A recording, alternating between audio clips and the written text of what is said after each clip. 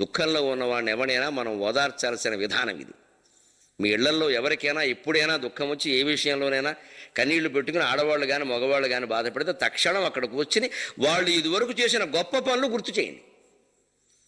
సాధారణంగా మనం అలా చేయం. వాడు ఏడుస్తుంటే ఇంకా ఏడవడం ఒకటి చేసింది చాలక ఇంక వాడు ఇంకాస్త ఏడవడా? ఇవి ఎప్పుడు పాస్ అయ్యావు కనుక పరీక్ష మొదటి నుంచి ఇంతే అంటే మొదటి నుంచి వాడు పైకి ఇంకా వీలైతే పూర్వజన్మలో కూడా ఇంతే మనకు తెలియపోయినా సరే. ఇన్ని బాధ మాటలు మాట్లాడడం వల్లే దేశం చెడిపోతుంది. పిల్లలు ఆత్మహత్యలు చేసుకుంటున్నారు. ఏమిటి ఇప్పుడు 2 మార్కులు తక్కువ వస్తే నీ సొమ్మేం పోయింది? దాని గురించి అడగాలి అసలు అమ్మాయినే. ఆ విషయం అది. పోన్లే అమ్మా, నీకు కాబట్టి ఇన్ని మార్కులు వచ్చాయి, నీ కష్టం నువ్వు పడ్డావు తల్లి, ఇంకోసారి చదువు అంటే అమ్మాయి చదవదా? అసలు మార్కులు తక్కువ వచ్చినందుకు అమ్మాయి ముందు బాధపడుతుంది కదా, మనకంటే ఎక్కువ. మనం పెద్ద ఈ కండకలేని దురద కత్తిపెట్టగానే మార్కుల గురించి పిల్లకలేని బాధ తల్లికి ఏంటంటే నాకు అర్థం కాదు. అసలు ఈవిడికి ఎప్పుడైనా ఇన్ని మార్కులు వచ్చాయి? ఈవిడ జీవితంలో 100 వచ్చాయండి. ఏ తల్లికైనా ఏ తండ్రికైనా.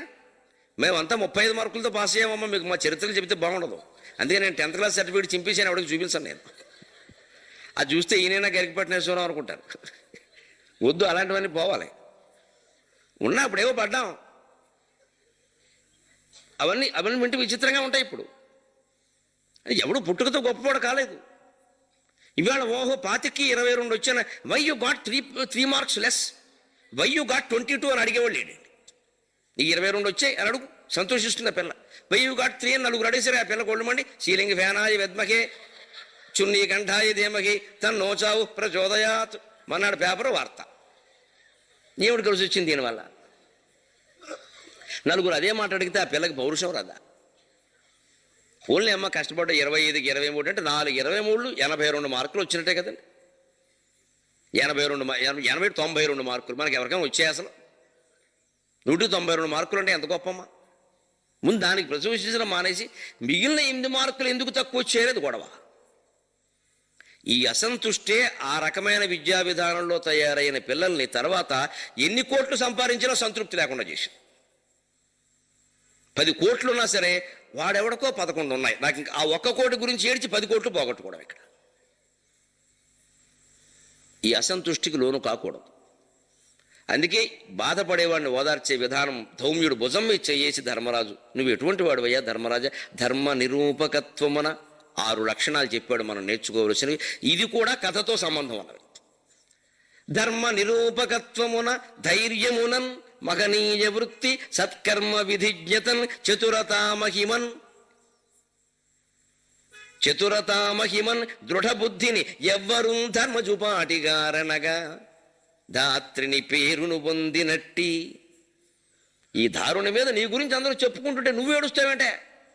ఎందులో ఆయన గొప్పపట్ట? ధర్మ నిరూపకత్వమున. ఏది ధర్మమో నిరూపణ చేయాలంటే ఇప్పటికీ ధర్మరాజు ఏం చెప్పాడని అడుగుతున్నారు. అప్పటికి ధర్మరాజుకి అంత పేరు వచ్చింది. రఘువంశంలో దిలీప్ మహారాజు గురించి అంటారన్నమాట, వృద్ధత్వం జరసావిన. 20 ఏళ్ల వయస్సులోనే ఆయన్ని 60 ఏళ్ల వాళ్ళ సభలోకి పిలిచి తీర్పు చెప్పమనేవారట దిలీపుణ్ణి. ఆయన పరిజ్ఞానం, చిన్న కుర్రాడైనా పెద్ద విషయాలు మాట్లాడతాడని ఆయనకు పరిజ్ఞానం ఉంది అని, అవయ్యా నువ్వు చెప్పబోయా అనేవారు. 20 ఏళ్ల కుర్రాడు. అందుకే కాళిదాసు రాస్తాడు, వృద్ధత్వం జరసావిన. ఆయనకు వార్ధక్యం రాలేదు కానీ పెద్దరకం వచ్చిందంటే. వార్ధక్యం వేరు, పెద్దరకం వేరు. ఆయన పెద్దరకం అని అంటారు, ఆయన ముసలాడంటే అర్థం వేరు, ఆయన పెద్దరకం అంటే అర్థం వేరు.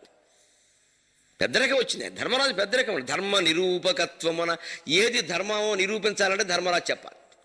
అంత సూక్ష్మంగా ఆలోచిస్తాడు విషయాల్లో. భీముళ్ళ ఆవేశపడడు, ద్రౌపదిలో ఓ క్షోభపడడు, ఆవేశపడడు.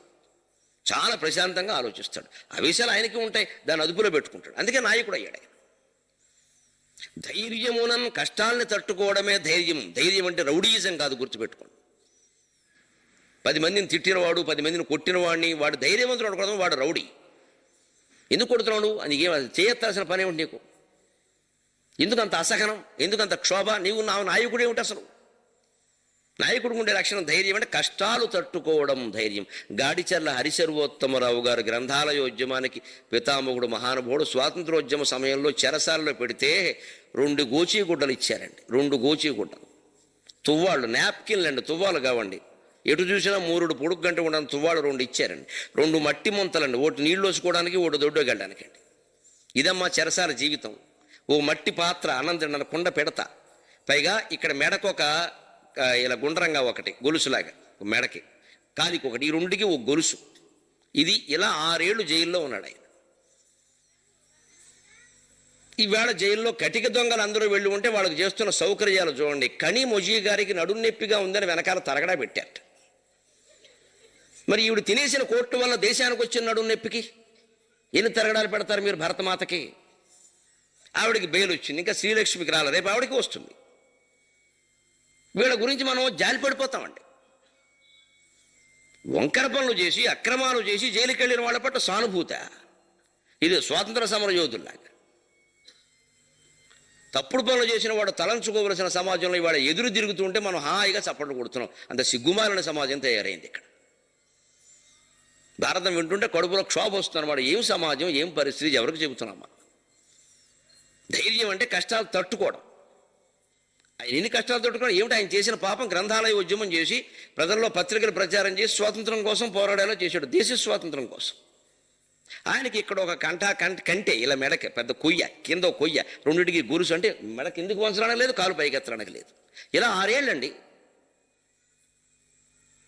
ఇంత బాధ అనుభవించిన మహాత్మా గాంధీలు, నెహ్రూలు, పటేళ్లు, గాడిచల హరిసర్వోత్తమరావులు, పొట్టి శ్రీరాములు, ప్రకాశం పంతులు గారు వీళ్ళందరూ మనకుంటే ఇవాళ నాయకులు మీరు గమనించండి ఎలా ఉన్నారు. ధైర్యం అంటే ఇదే, ఊరికే ఏదో గొడవలు పెట్టమా? అన్నిటికీ ఉద్యమాలు చేయడం, మాటిమాటికి కష్టాలను తట్టుకోవడమే ధైర్యం. అందుకే యుధిష్ఠిరుడు అనే మాట భారతంలో ధర్మరాజుకు ఒక్కరికే ఉంది. యుధిష్ఠిరుడు అంటే యుద్ధాన్ని తట్టుకోవడం కాదు.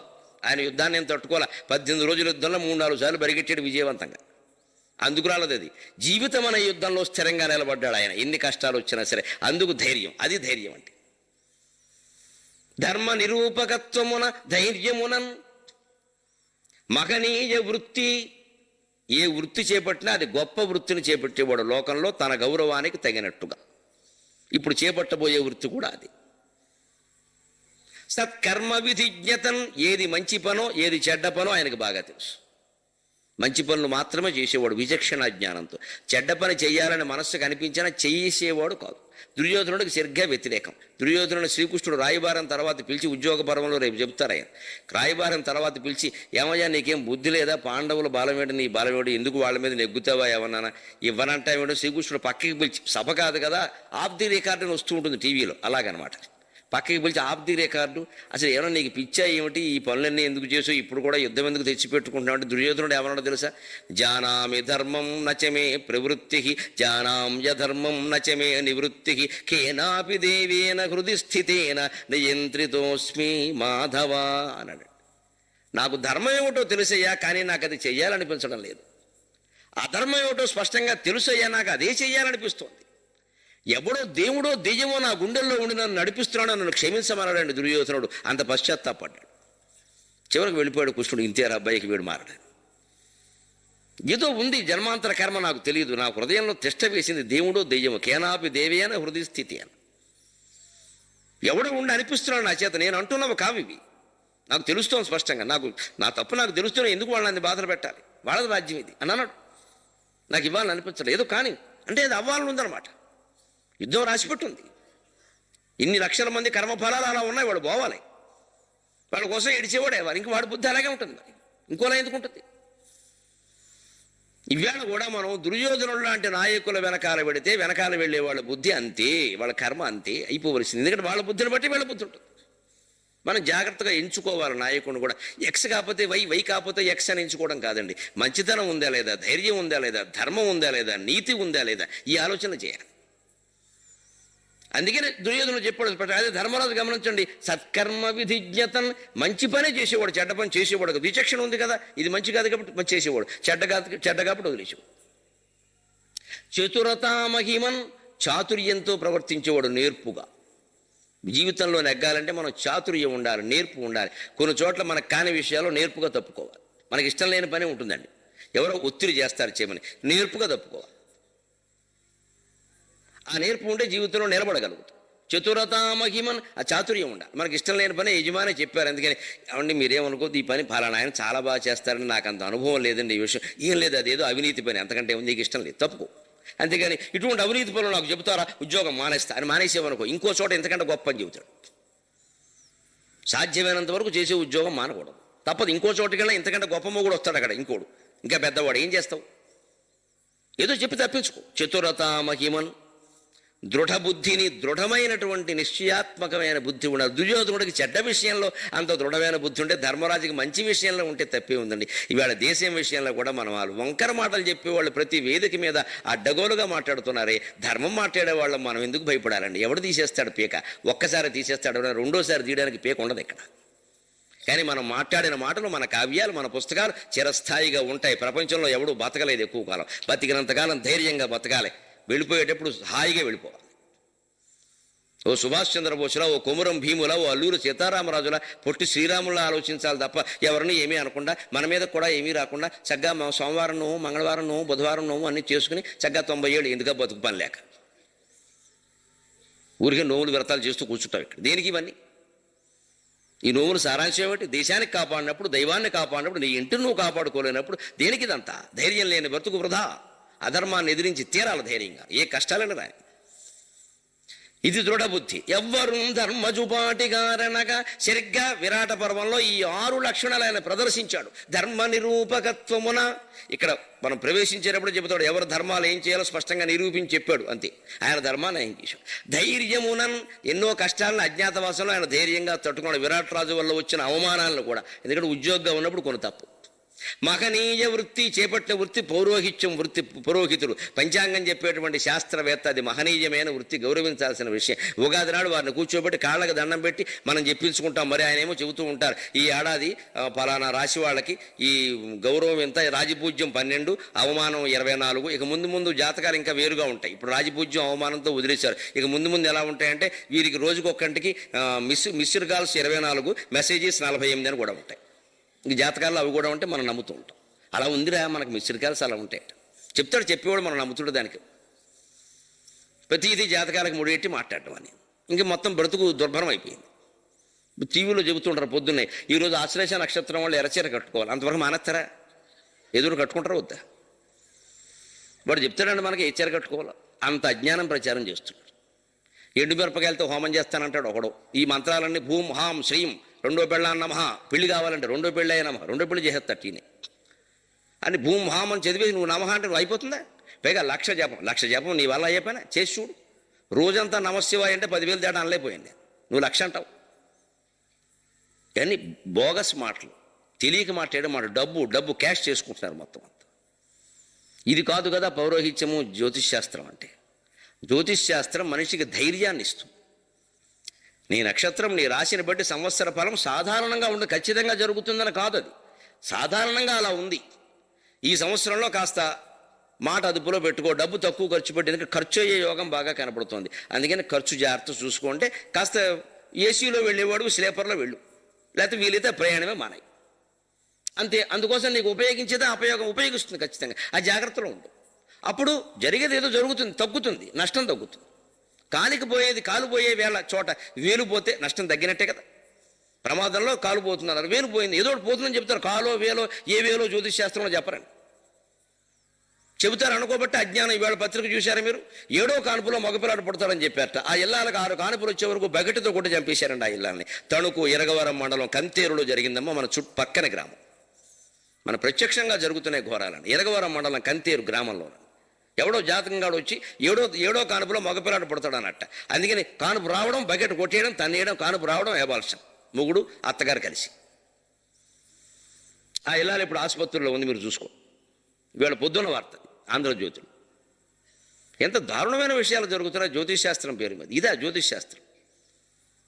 ఇంకా నయం, వీడు ఇంకా కౌన్సుల్ లాంటి ఆలోచనలు అంతా పొట్టనిచ్చి ఏడుగురిని కత్తెడు చంపేసి, ఆ 7వ వాడే నాకు కావాలి.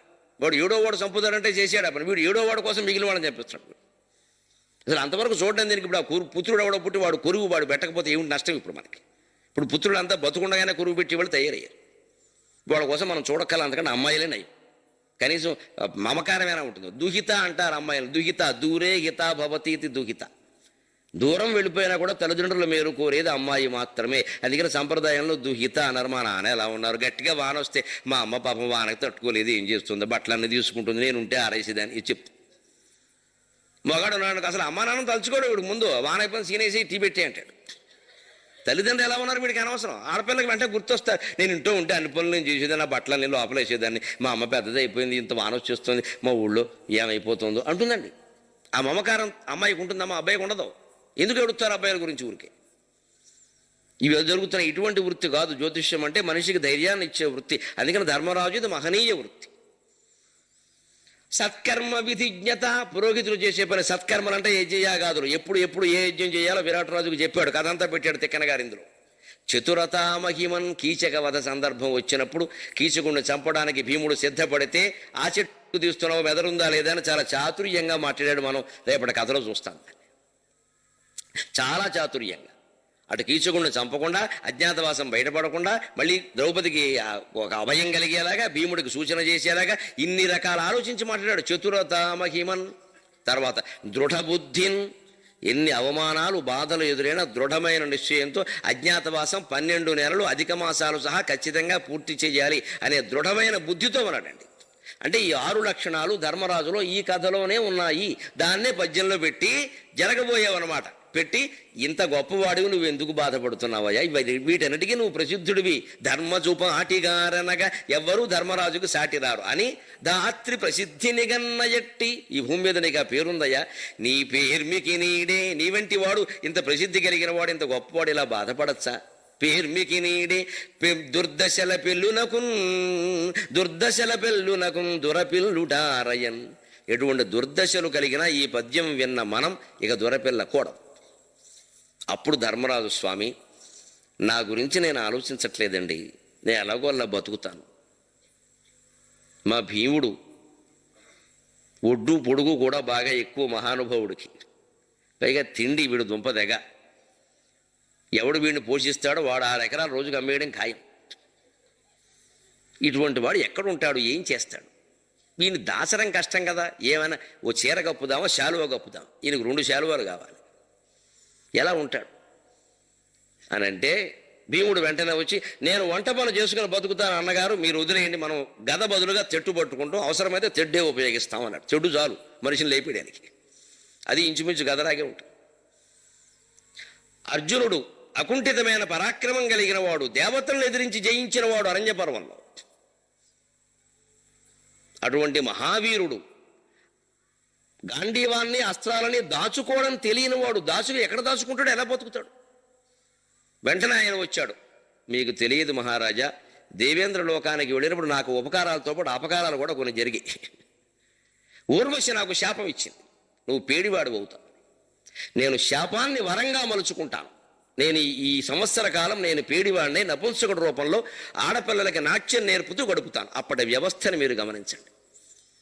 నపుంసకుల్ని ఇవాళ మనం అవమానిస్తున్నాం. ఎవరైనా నాయకులు చేతకాన వాళ్ళని చెప్పడానికి వాళ్ళతో పోలుస్తారు, హిజ్రాలతో. ఎంత తప్పండి! మన భారతం, మన తెలుగు సాహిత్యం నపుంసకులను సైతం గౌరవించింది. ఆనాటి ప్రాచీన వ్యవస్థ నపుంసకులకు ఉద్యోగాలు ఇచ్చింది. ఏం ఉద్యోగాలు చేస్తే నాట్యాచార్యుల కింద పెట్టేవారు. నాట్యాచార్యులు అందరూ నపుంసకులు కాదు, నపుంసకుడు నాట్యాచార్యుడు అయ్యేవాడు, దానికి ఇబ్బంది లేదు కాబట్టి. అలాగే కంచుకి అనేవారు. కంచుకం అంటే రవిక. రవిక తొడిగిన మగవాడిని కంచుకి అంటారు. ఆ రవిక తొడుక్కున్న మగవాళ్ళని అంతఃపురాల్లో కాపలాకి పెట్టేవారు. రాణివాసంలో కాపలా ఎవరూ రాకుండా. దానికి పెద్ద విషయం ఉంది. అంటే వాళ్ళకు ఉద్యోగాలు కల్పించిన వ్యవస్థ మనది. వాళ్ళని ఎవరిని అవమానించాల. ఎట్టి పరిస్థితుల్లో మీరు భారత రామాయణాలు ఎక్కడైనా చూడండి, చేతకాని పరిస్థితుల్లో ఉన్న వాళ్ళని తిట్టడానికి హిజ్రా, నపుంసకుడు అనే మాట వాడలేదండి అసలు. ఇవాళ మనం అదే ప్రధాన పదమైంది. దురదృష్టవశాత్తు వాళ్ళకి చేతకాంది ఏమిటమ్మా, పిల్లల్ని కనడం. మనకి చేతనైంది కూడా అదొక్కటే కదా, ఇంకేం రావుగా మనకి. అందుకే 121 కోట్ల మందిని కన్నాం. ఇంకెంతకంటే చేసిన దేశ సేవ ఏమిటట. అది చేయనందుకు నిజానికి వాళ్ళకి దండం పెడతాను నేనైతే. మీ వల్ల జనాభా పెరగలేదురా, మీరు మంచివాళ్ళే. మనం జనాభా పెంచాం తప్పితే ఇంకేం దేశ అభివృద్ధిని ఏం పెంచలేదు మనం. దీనికోసం ఎప్పుడూ నపుంసకుల్ని మనం నిందించకూడదు. చేతకానవాడడానికి మాటలు చాలా ఉన్నాయి. గాజులు దొడుక్కున్నారు కానీ నపుంసకులు కానీ మాట్లాడకూడదు. గాజులు దొడుక్కోవడం సౌభాగ్య చిహ్నం తప్ప అవమానించాల్సిన విషయం కాదు. కానీ ఇప్పటికే నాయకులు వాడుతున్న భాష అది. ఆ నాయకులనే మనం గౌరవిస్తాం. ఆవిడ గౌరవం ఇచ్చారు, ఉద్యోగం ఇచ్చారు. పైగా అర్జునుడి విషయం నుంచి ఇంకోటి నేర్చుకోవాలి మీరు. ఊర్వశి ఇచ్చిన శాపాన్ని వరంగా మలుచుకున్నాడు. ఇక్కడ జీవితంలో మనకి క్లిష్ట పరిస్థితులు ఎదురైతే దాన్ని జాగ్రత్తగా మలుచుకునే పరిస్థితి చూసుకోవాలి. అందులో కూడా ఒక సౌకర్యం ఉంటుంది. ఆ సౌకర్యాన్ని మనం ఆస్వాదించాలి తప్ప అయ్యో కాలు విరిగింది, కాలు విరిగింది, కాలు విరిగింది అని ఏడవకూడదు. కాలు విరిగితే 3 నెలలు ఆసుపత్రిలో ఉండొచ్చు, సుఖంగా ఏ పని చేయక్కల్లా, ఉద్యోగం మానేయచ్చు. ఎవడైనా ఉద్యోగానికి వెళ్ళదు, విరిగింది ఏం వెళ్ళమంటావు అని కూర్చోవచ్చు. ఆయం ఉంటే గాయం అంత సుఖం లేదు. డబ్బులు శుభ్రంగా పైగా కంపెనీయే భరించేది విగితే కాలు ఏమిటి ఏం విరిగినా పర్వాలేదు, వారు భరిస్తారు. బిల్లెట్ పంపితే అయిపోయి. పైగా ఎన్ని సౌఖ్యాలు ఉన్నాయి, ఉద్యోగానికి వెళ్ళక్కర్లేదు, ఏం చదవక్కర్లేదు, కాలేజీకి వెళ్ళక్కర్లేదు, సుఖంగా పడుకోవచ్చు. భార్య కాళ్ళ దగ్గర ఉండి సేవ చేస్తుంది. అన్ని అవయవాలు ఉంటే ఆవిడ ఎందుకు ఉంటుంది అక్కడ? అయ్యో నా మొగుడు కాళ్ళు లేకుండా ఉన్నాడు పాపం కూర్చుని చేస్తుంది. మనం తినగా ఉంటే ఆవిడ ఉండదుగా. ఆవిడ పని ఆవిడ గుళ్ళోకో పేరంటానికో మహిళా సంఘానికో ఆవిడ పోతుంది. ఇంకా ముఖ్యమైన విషయం, గంటకు ఒకడు వస్తాడు, 2 యాపిల్ పళ్ళు ఇస్తాడు. నీకు అన్నీ బాగుంటే నీ ఇంటికి ఆవిడ వస్తాడు. అందరూ చూడడానికి వస్తారు పలకరించడం. కరెక్ట్ గారు కుక్క పోతే 1000 మంది వెళ్ళేట్టు పలకరించడానికి, కరెక్ట్ గారు పోతే ఒకడేళ్ళు అదిట.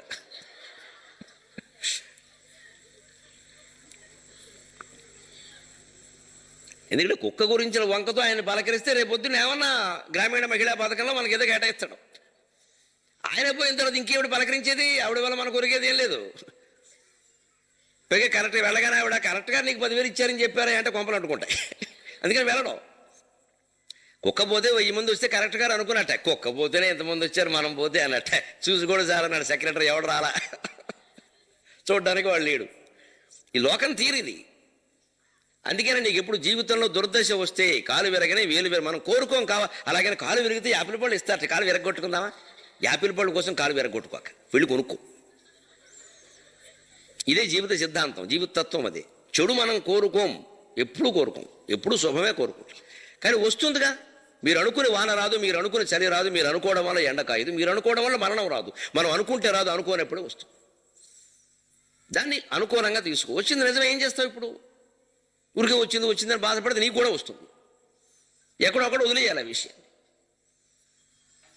అందుకని అది అర్జునుడి నుంచి మనం నేర్చుకోవాలి. ఊర్వశి ఇచ్చిన శాపాన్ని తండ్రి దేవేంద్రుడు వరంగా మారిస్తే ఇక్కడ ఉపయోగించుకున్నాడు చక్కగా. అంతేగాని నేను నపుంసకుండా అయిపోతాను, ఏడ ద్రౌపది నన్ను ఎలా చూస్తుందో, ఫీలింగ్ ఎలా ఉంటుందో ఏం ఉండదు. ఆవిడకి తెలుసు వీడే ఉంటుంది. ఇవన్నీ బాధపడాలి, దాన్ని ఉపయోగించుకున్నాడు అక్కడ. ఇది సత్కర్మ విధిజ్ఞతన్ చతురతా మహిమన్ దృఢబుద్ధిన్. ఇవన్నీ ఉన్నా కూడా బాధపడుతున్నావు ఎందుకంటే అర్జునుడి గురించి అంటే నేను నపుంసక వేషంలో ఉంటా, మీరు బాధపడకండి. నకులుడు అన్నాడు, నాకు అశ్వాల మీద బాగా పట్టు ఉంది. ఆయన గుర్రాలు నడిపేవాడండి నకులుడు. ఆ అశ్వ విద్య, అశ్వచాలనం, చిలుక్కి మధ్యలో గుర్రం నడిపేవాడు. వానలో వస్తే నకులుడు తడవకుండా ఇంటికి వచ్చేవాడు. అంత వేగంగా గుర్రం నడుపుతాడు. ఆ గుర్రం చినుక్కి మధ్యలో పెడుతుంది తడవకుండా. అంత వేగం కలిగిన వాడిని నా విద్య ఇప్పుడు చూపిస్తాను నేనంటే, జీవితంలో కొన్ని విద్యలు నేర్చుకున్నట్టు పెట్టుకుంటే ఎప్పుడు ఉపయోగిస్తాయో చెప్పలేదు. మనం చదువుకున్న విద్య వేరు, ఉద్యోగం వేరు అనక, నువ్వు చదువుకున్న విద్య కూడా ఇప్పుడు ఉపయోగిస్తుంది. కంగారు పడకు. ఏదో ఓ శిక్షణ, ఓ ట్రైనింగ్ పొందుతాం కదా, పొందాలి. ఖాళీగా మాత్రం ఉండకూడదు ఎప్పుడు విద్యార్థులు. అనుకున్న చదువు పూర్తి, డిగ్రీ పూర్తి అయిపోయింది, అయినా సరే ఏదో చిన్న కుట్టు కంపెనీలో చేరు, కుట్టడం ఎంబ్రాయిడరీ నేర్చుకో, ఉపయోగిస్తుంది. నష్టమేంటి? ఏదో ఒకటి నేర్చుకో. స్పోకెన్ ఇంగ్లీష్ నేర్చుకో పోని. వాడు అంటాడు, మా శిష్యుడు ఒకడు డిగ్రీ అయిపోయాక స్పోకెన్ ఇంగ్లీష్ నేర్చుకున్నాడు, నా దగ్గరికి వచ్చాడు. స్పోకెన్ ఇంగ్లీష్లో చేరానండి అన్నాడు. ఆ పలానా సంస్థ అని చెప్పాడు. అందులోనే ఎందుకు చేరావన్నాడు. వాడు ఇంగ్లీష్ రాకపోతే ఫీజు వాపస్ అన్నాడండి అన్నాడు. అందుకని చేరాను. సరే నేను వాడికి ఓ పని చెప్పు, నువ్వు ఓ పని చేయరా, నువ్వు ఫీజు కట్టావన్నా. కట్టలేదు. ఫీజు కట్టలేకపోతే ఇంగ్లీష్ వాపస్ అని చెప్పు, వాడు ఇంగ్లీష్ వాడికి ఇచ్చేయన్నా.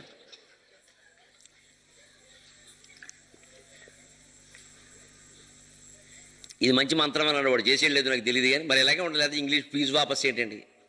మరి ఇంగ్లీష్ కూడా వాపస్. నేను ఫీజు కట్టలేను అందుకని ఇంగ్లీష్ వాపస్. నేను ఇంగ్లీష్ నీకు ఇచ్చేస్తున్నాను, మా ఫీజు మాకు ఇచ్చి. ఏదో దాంట్లో చేరితే కాలక్షేపం. ముఖ్యంగానమ్మా లోకం మంచిది కాదు, మీకోసం చెబుతున్నా.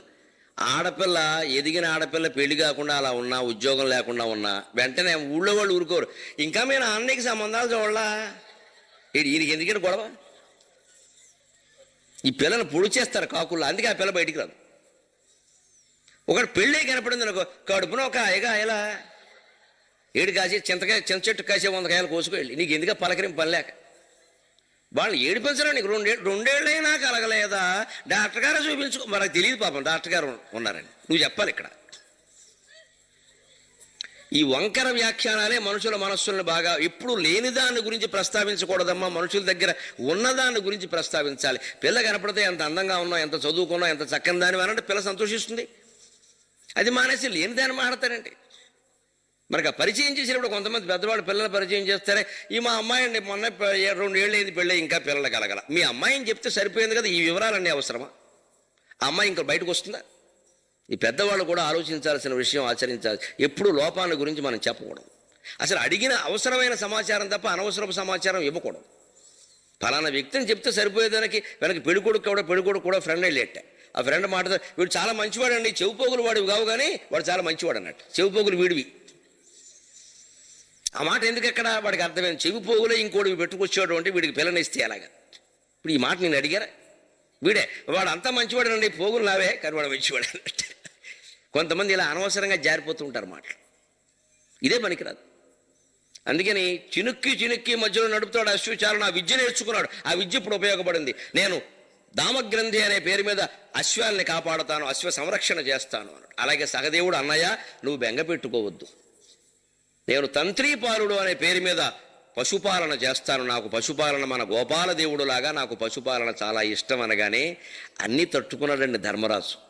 అర్జునుడు మాటలు, భీముడు మాటలు, నకులుడు మాటలు, ద్రౌపది మాటలు కూడా. ఆ చిన్న తమ్ముడు అంటే పిచ్చి ప్రేమీనికి.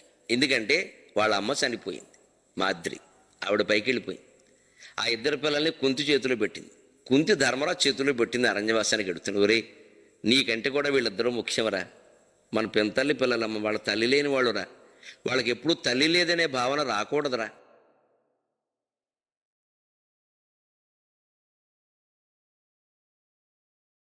అలా చూసుకోండి. ఆ తల్లి ఆజ్ఞ ధర్మరాజుకి శిరోధార్యం. ఎక్కడైనా ధర్మరాజు కథలో రాముడు తండ్రి గౌరవాన్ని నిలబెట్టుకోవడం కోసం రామాయణం అంతా ప్రయత్నిస్తే ధర్మరాజు కుంతీదేవి గౌరవాన్ని నిలబెట్టడానికి ప్రయత్నించారండి. భారతం రామాయణంలో ఈ రెండు ఆదర్శ పాత్రలు. తండ్రి గౌరవానికి ఆయన, తల్లి గౌరవానికి ఈయన. యక్షప్రశ్నల కథలో నకులుణ్ణి కోరడంలో ఉద్దేశం కూడా అదే. అరణ్య పర్వంలో మీకు చెప్పి ఉంటారు. నకులుణ్ణి ఎందుకంటే తల్లి గౌరవం, కుంతీదేవి పేరు నిలబెట్టాలి. ఇక్కడ కూడా ఆయన ఆ తల్లి గౌరవం నిలబెట్టడం కోసమే ఆ ఇద్దరిని ఎక్కువ ప్రేమించేవాడు. అందులో చిన్నవాడు, అందులో కూడా మళ్ళీ సహదేవుడు వచ్చి నేను పశువుల్ని కాస్తాను కానీ వాడికి అప్పటికి 40 ఏళ్ళు ఉండొచ్చు. కానీ అన్నగారి ప్రేమ ఏమి చేస్తావురా చిన్నపిల్లవాడివి. అకుటిలుడు ఆర్య సమ్మతుడు అకంకృతి దూరుడు నీతి నిర్మలాత్మకుడు అనవద్యశీలుడు సధర్ముడు దాంతుడు గొంతి పెద్ద సేయు కొడుకు మేను లేత తన యుల్లము మెత్తన ఇట్టియాతడు ఎట్లకోవరున ఆశ్రయించు విధియోపదే ఎవ్వరినెట్లు సేయగన్. చాలా గమ్మత్తుగా ఒక మిశ్రమ శైలిలో రాశాడు ఈ పద్యం. ఈ శైలి విషయాలు తర్వాత చెబుతా ఇంకో 2 పద్యాలతో కలిపి. కానీ దీని అర్థం చూద్దాం. అకుటిలుడు ఆర్య సమ్మతుడు అహంకృతి దూరుడు నీతి నిర్మలాత్మకుడు. అకుటిలుడు ఒక అన్నగారు తమ్ముడి నుంచి ఆశించే లక్షణాలు. మీరందరూ తమ్ముళ్ళు చెల్లెళ్ళు అయితే మీ అన్నగారి పట్ల మీరు ఎలా ఉండాలి. భారతం జీవితాన్ని నేర్పుతోంది మనకి. అకుటిలుడు మా తమ్ముడు అండి, వంకర బుద్ధి లేదండి మా తమ్ముడికి. కుటిలుడు అంటే వంకరవాడు, అకుటిలుడు అంటే వంకర, స్ట్రైట్ ఫార్వర్డ్, ముక్కు సూటుగా ఉంటాయండి అంటే. అలాంటి వాడిని ఎప్పుడు అన్నగారు మెచ్చుకుంటారు. వంకర బుద్ధి అయిన తమ్ముడిని అన్నగారు మెచ్చుకుంటారు. ఆస్తి వాటాలో కూడా వంకర బుద్ధి కనపడుతుంది వాడికి. ఆర్య సమ్మతుడు మన పెద్దవాళ్ళకి మనం ఎలా ఉండాలంటే ఆర్య సమ్మతుడు, పెద్దవాళ్ళు ఒప్పుకునే విధంగా. ఆర్యులు అంటే పెద్దవాళ్ళు. 10 మందిలో అవుననిపించుకోవడం అంటారు, పల్లెటూళ్ళలో వాడతారు. మా వాడు 10 మందిలో అవుననిపించుకుంటాడు. ఏమిటో అవును కాదేమిటో అంటే 10 మందిలో గుడి మీద కూర్చుంటారు. అక్కడికి మనం వాడితే ఒరే వాడు చెప్పాలి రా ధర్మం, వాడు పెద్దవాడు రా అంటారు. అలాంటి పద్ధతి కలిగిన వాడు అనమాట. ఆర్య సమ్మతుడు మా వాడు ఏమైనా చెబితే 10 మంది అంగీకరిస్తారు. అంత తర్కం ఉంటుంది అందులో, ఎవరు కాదనలేరు. అది అన్నగారు తమ్ముడి నుంచి ఆశించే లక్షణాలు ఇవి. అహంకృతి దూరుడు, ముఖ్యంగా అహంకారం లేకుండా ఉండాలి తమ్ముడికి. మనం చిన్నవాళ్ళం, మీ కుటుంబంలో మీరు చిన్నవాళ్ళు అయితే మీకంటే పెద్దవాళ్ళ పట్ల ఎట్టి పరిస్థితుల్లో అగౌరవంగా అహంకారంగా మాట్లాడడం. 1 ఏడాది పెద్ద అయినా సరే. మా కుటుంబంలో అందరికంటే నేను చిన్నవాడిని. మా అన్నదమ్ములు, మా అక్క చెల్లెలు, మా బావలు ఎవరైనా వేదికలో ఉంటే వాళ్ళ కాళ్ళకి దండం పెట్టిన వేదిక ఎక్కుతాను. ఏం మొహమాటం లేదు అందులో. మా అమ్మకే కాదు, వాళ్ళు ఎవరికైనా. మా మేనమామ, మా అక్క, మా అన్నయ్య, మా వైజాగ్ అన్నయ్య ఉన్నాడు, వాడికంటే ఏడాదే పెద్ద నాకంటే. వాడు సభలో ఉన్నాడు మన వైజాగ్, మా వదిన గారు. 2 పాదాలకి దండం పెట్టిన వేదిక ఎక్కా.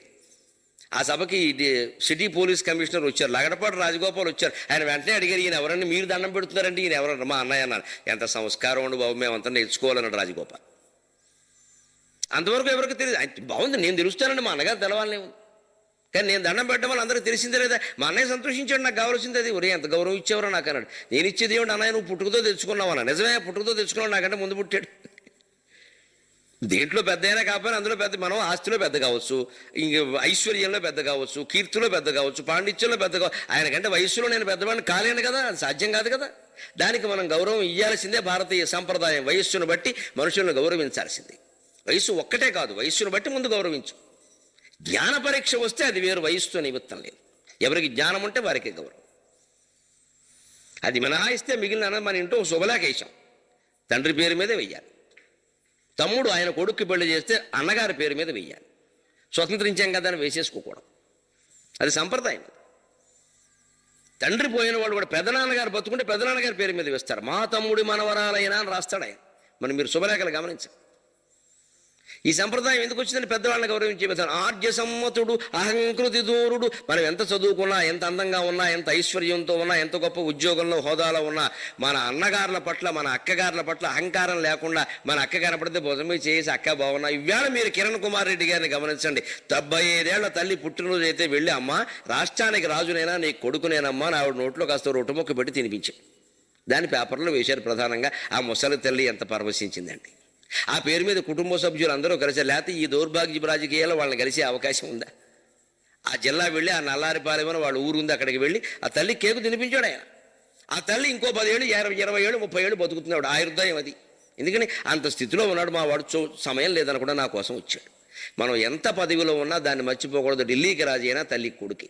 అహంకృతి దూరుడు నీతి నిర్మలాత్మకుడు. సహదేవుడు ఎప్పుడు నీతిని తప్పడు, నిర్మలాత్మకుడు, నిర్మలమైన మనస్సు కలిగిన వాడు. తమ్ముడు ఎప్పుడు నిర్మలమైన మనస్సుతో ఉంటే అన్నగారికి ఆనందంగా ఉంటుంది. తమ్ముడు వంకర పనులు చేస్తుంటే వీడింటికి అన్నగారు కూడా జవాబు చెప్పుకో, మీరు ఆనలేడు, నువ్వేమో చూసుకోవద్దా వీడంట. అనవద్యశీలుడు, మంచి ప్రవర్తన కలిగిన వాడు. సధర్ముడు, ధర్మానికి కట్టుబడి ఉండేవాడు. ఇవన్నీ చిన్నవాళ్ళలో పెద్దవాళ్ళు ఆశించే లక్షణం. దాంతుడు, ఇంద్రియ నిగ్రహం కలిగిన వాడు. మాటి మాటికి ఎగిరెగరడు. అన్నగారిని ఎదిరించి మాట్లాడు, నువ్వెంతంటే నువ్వెంత అనడు. ఒకవాడు అన్నగారు ఏదైనా పొరపాటును మాట్లాడి, పోన్లే అన్నయ్య, నువ్వు అనదగిన వాడివి, నేను పడదగిన వాడిని, తప్పు నిజమేమిటో నీకే తెలుస్తుందిలే అని వచ్చేయాలి తప్ప మనం తోలనాడకూడదు. ఒకవేళ పొరపాటుని నారికి జారి తోలనాడితే వెంటనే ఉత్తరం రాసేనా క్షమాపణ కోరాలి. పొరపాటు అయింది, నిన్ను అనవలసిన మాటలే కానీ నేను అనకూడదని చెప్పాలి. ఇవి నీవు అనవలసిన మాటలే కానీ నేను అనకూడదు, ఇంకెవరన్నా అంటే బాగుండేది అంటే వాడికే తెలుసు వస్తుంది. అందుకే మరి నువ్వు అనేస్తే అలాగే, మీరనేవి నేనన్నానంటే ఎలాగండి? లెక్క ఎవరన్నారో వారే అన్నారు. ఇన్ని చెప్పి గొంతి పెద్ద సేయు కొడుకు. మా అమ్మ ఎప్పుడు వీడి గురించి చెబుతుంది. సహదేవుడు అన్నం తిన్నాడా, సహదేవుడు నిద్రపోయాడా, సహదేవుడు మీతో పాటు ఉన్నాడా, సహదేవుడు క్షేమంగా ఉన్నాడు. మేము అసలు అక్కర్లేదు ఆవిడికి. మాకే అసూయ వచ్చేంతగా మా అమ్మ ప్రేమిస్తుంది. ఎందుకనండి? ఆ తల్లి ప్రేమించకపోతే ఈ పోయిన తల్లి పిల్లల్ని అన్నదమ్ములు ప్రేమిస్తారా? మీరు ఆలోచించండి. ఆ తల్లిని బట్టే కదా వీళ్ళు ఉండేది. మరి అమ్మాయి అంత ప్రాధాన్యం ఇస్తుంటే మనం ఇవ్వకపోతే అలాగరా? అమ్మ వాళ్ళని తిట్టిందనుకో, ఆ తల్లి పోయింది, దిక్కుమాలిన వాళ్ళు, మీరు ఏమిడిస్తే మాకే అందనుకో, వీళ్ళు కూడా అలాగే అంటారు. అందుకని సవత్ తల్లి పిల్లల్ని, మన కజిన్స్ లాంటి వాళ్ళు ఉంటూ ఉంటారు, వాళ్ళకి తల్లిదండ్రులు లేని వాళ్ళు, మనం ఇలా చూడాలి, ఇంత గౌరవంగా, ధర్మరాజులాగా. మేను లేత శరీరం, చాలా మృదువైన శరీరం. తన యుల్లము మెత్తన శరీరమే కాదు, మనస్సు కూడా మెత్తక. మా వాడికి ఎవడు పడితే వాడికి దాన ధర్మాలన్నీ ఇచ్చేస్తూ ఉంటాడు ఊరికే, ఏం అనలేడు కూడా ఎవరిని. అంత మృదువైన మనిషి. ఆ మృదుత్వం అన్నగారు కోరుకుంటాడు. ఇట్టియా అతడు ఎట్లకో వరుణాశ్రయించు విధియోపదే ఎవరినెట్లు చేయగన్. ఇలాంటి వాడు ఇతరులను ఎలా సేవిస్తారండి? దిక్కుమాలిన విధి ఎంత పని చేసింది. ఇటువంటి సుకుమారుడైన సహదేవుడు గోవులు కాసుకోవడమా ఏం వృత్తి, మా వాడిదేం ప్రవృత్తి.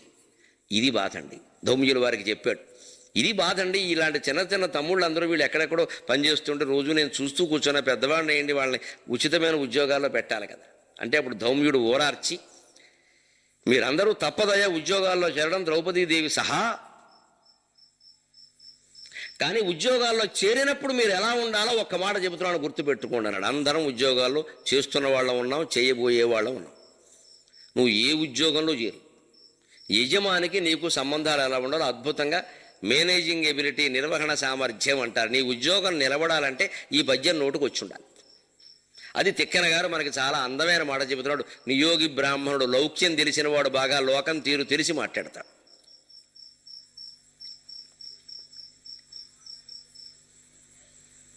మన యజమాని ఉంటాడు, కంపెనీ మేనేజర్ కావచ్చు, లేదా మన రాజకీయంలో మనకంటే పెద్దవాడు ముఖ్యమంత్రులు, పిసిసి చీఫ్ ఏదైనా కావచ్చు, పార్టీ అధ్యక్షుడు, ఈ కంపెనీ యజమాని కావచ్చు, లేదు ఒక స్కూల్లో పనిచేస్తున్న హెడ్ మాస్టర్ కావచ్చు, ఏదైనా సాఫ్ట్వేర్ కంపెనీ మేనేజింగ్ డైరెక్టర్ కావచ్చు, ఎవరైనా వారి పట్ల మనం ఎలా ఉండాలి అంటే ఎంత లౌక్యమో చూడండి. రాజగృహంబు కంటే అభిరామముగా ఇలుగట్టకూడదు, రాజగృహంబు కంటే అభిరామముగా ఇలుగట్టకూడదు. ఏ యోజ నృపాలుడు ఆకృతికి ఒప్పగు వేషములాచరించు, ఏ యోజ నృపాలుడు ఆకృతికి ఒప్పగు వేషములాచరించు, ఏ యోజ వికారముల్ సలుప ఉల్లమునంకడు వేట్కసేయు, ఏ యోజ వికారముల్ సలుప ఉల్లమునంకడు వేట్కసేయు. ఏ యోజ విదగ్ధుడై పలుకును ఒడ్డులకున్ తగదట్లు సేయగన్. ఏ యోజ విదగ్ధుడై పలుకును ఒడ్డులకున్ తగదట్లు సేయగన్. అందరం ఉద్యోగస్తులను నేర్చుకోవలసిన మాట. రజగృహంబు కంటే అభిరామముగా ఇల్లుగట్టకూడదు. నీ మేనేజర్ కట్టుకున్న ఇల్లు కంటే నీ ఇల్లు అందంగా ఉండకూడదు. మొట్టమొదటి మాట. ఆయన 3 అంతస్తులు కడితే నువ్వు 2వ అంతస్తు సరిపెట్టి వేసేక పైన వేద్దాం అని తీసుకెళ్ళి పైన వేసేస్తాడు ఆయన. ఎందుకంటే మనం గృహప్రవేశం చేస్తాం, చాలా అందంగా వేస్తాం, రంగులు వేస్తాం బ్రహ్మాండంగా. ఈ మధ్యన కొన్నామండి డూప్లెక్స్ సార్ అంటాం.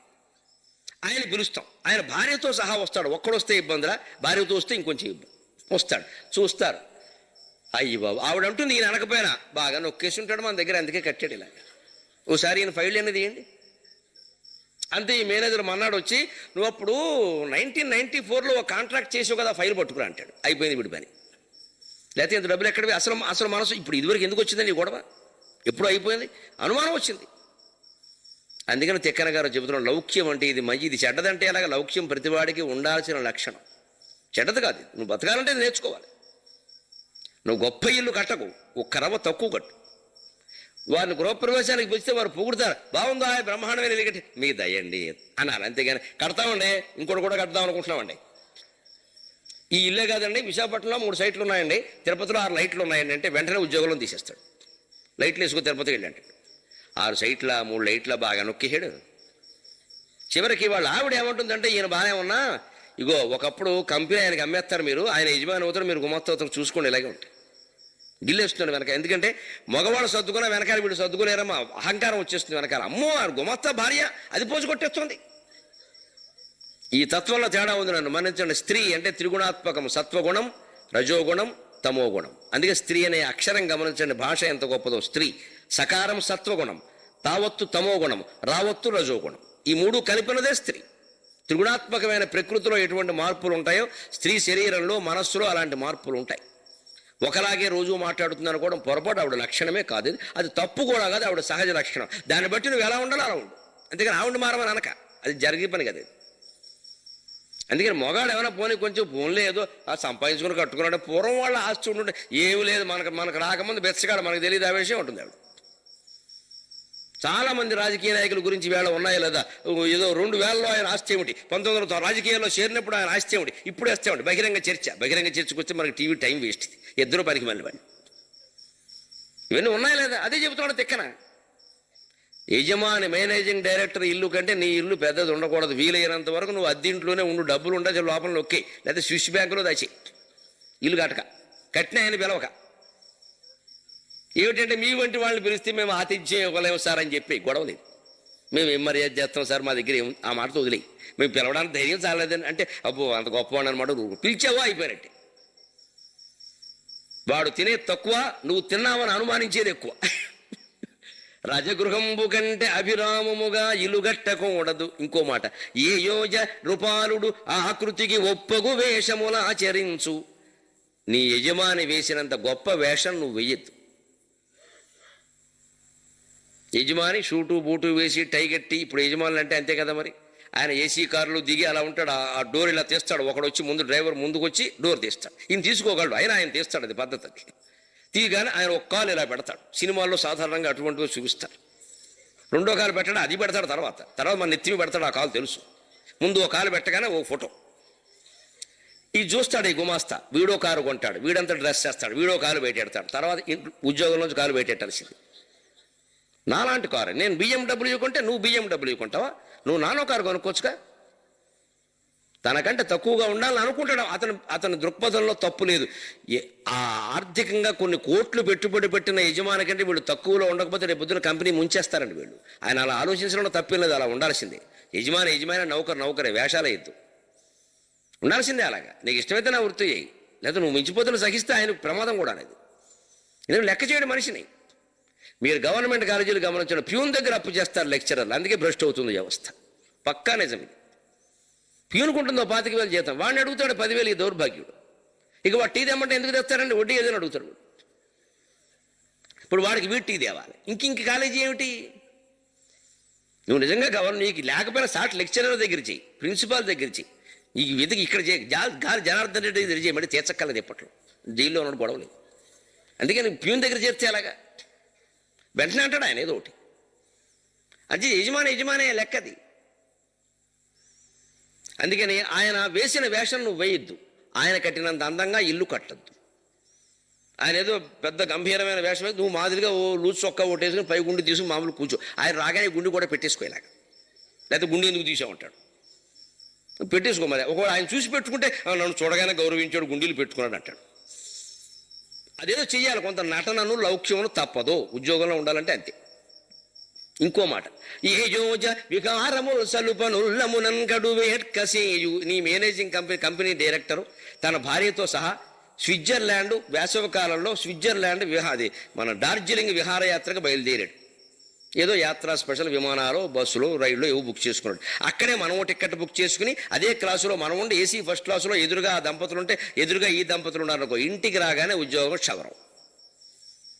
ఎందుకంటే ఆ యజమాని భార్య ఇద్దరు తట్టుకోలేరు. గుమాస్తా మన చేత బతుకుతున్నాడు, మనకేమో ఈయన కోట్ల ఆదాయం, ఈయనకి 10,000 జీతంలో ఎప్పుడే మనం కూర్చున్న ఫస్ట్ క్లాసులో కూర్చున్నాడు. ఇక్కడ ఆయన జీవితంలో మొదటిసారి ఎక్కచ్చు, ఖర్చు పెట్టచ్చు, ఒప్పుకోలేరండి, తట్టుకోలేరండి. ఆయన వెళ్ళి ఆయన డార్జిలింగ్ వెళితే నువ్వు ఇంకో డార్జిలింగ్ వెళ్ళు, ఆయన తూర్పు కడితే నువ్వు పడమరకు వెళ్ళిపో, ఆయన ఇంటికి వెళితే నువ్వు శ్మశానానికి వెళ్ళు. అందుకని అక్కడ ఉండక ఆయన వెళ్ళిన చోటకి వెళ్ళదు. ఒకవేళ వెళ్ళినా ఆయన ఏసీ ఫస్ట్ క్లాస్, నువ్వు స్లీపర్లో వెళ్ళిపో చెమట కారుకుంటూ, అంతే. ఒకవేళ ఆయన రాబడితే మీరు పెద్దవాడు సార్, మీలా మేము ఎక్కడ ఉండక, అంతే. అవును చాలా వెలవాడు, ఆయన వృద్ధిలోకి వస్తారు, వెళ్ళిపోతారు. అంతేగాని యజమాని ముందు పనికిరాదు. మనకు డబ్బులు ఉన్నాయి కదా, నేను ఎలా ఉంటే మీకు మిస్టర్ పెర్ఫెక్ట్ సినిమా చూడండి తెలుస్తుంది. యజమాన్ని గౌరవించడం నాకు అలవాట్లేదు, నేను ఎవరిని గౌరవించను. ఉద్యోగం రావాలంటే మన దగ్గర మ్యాటర్ ఉండాలి, అవతలకి అవసరం ఉండాలి, అంతే అంటాడు వాడు. మ్యాటరు అవసరం అన్నీ ఇంటర్వెల్ తర్వాత మారిపోతాయి. సరిగ్గా ప్రభాస్ డైలాగ్ అదే మీరు గమనించాలి.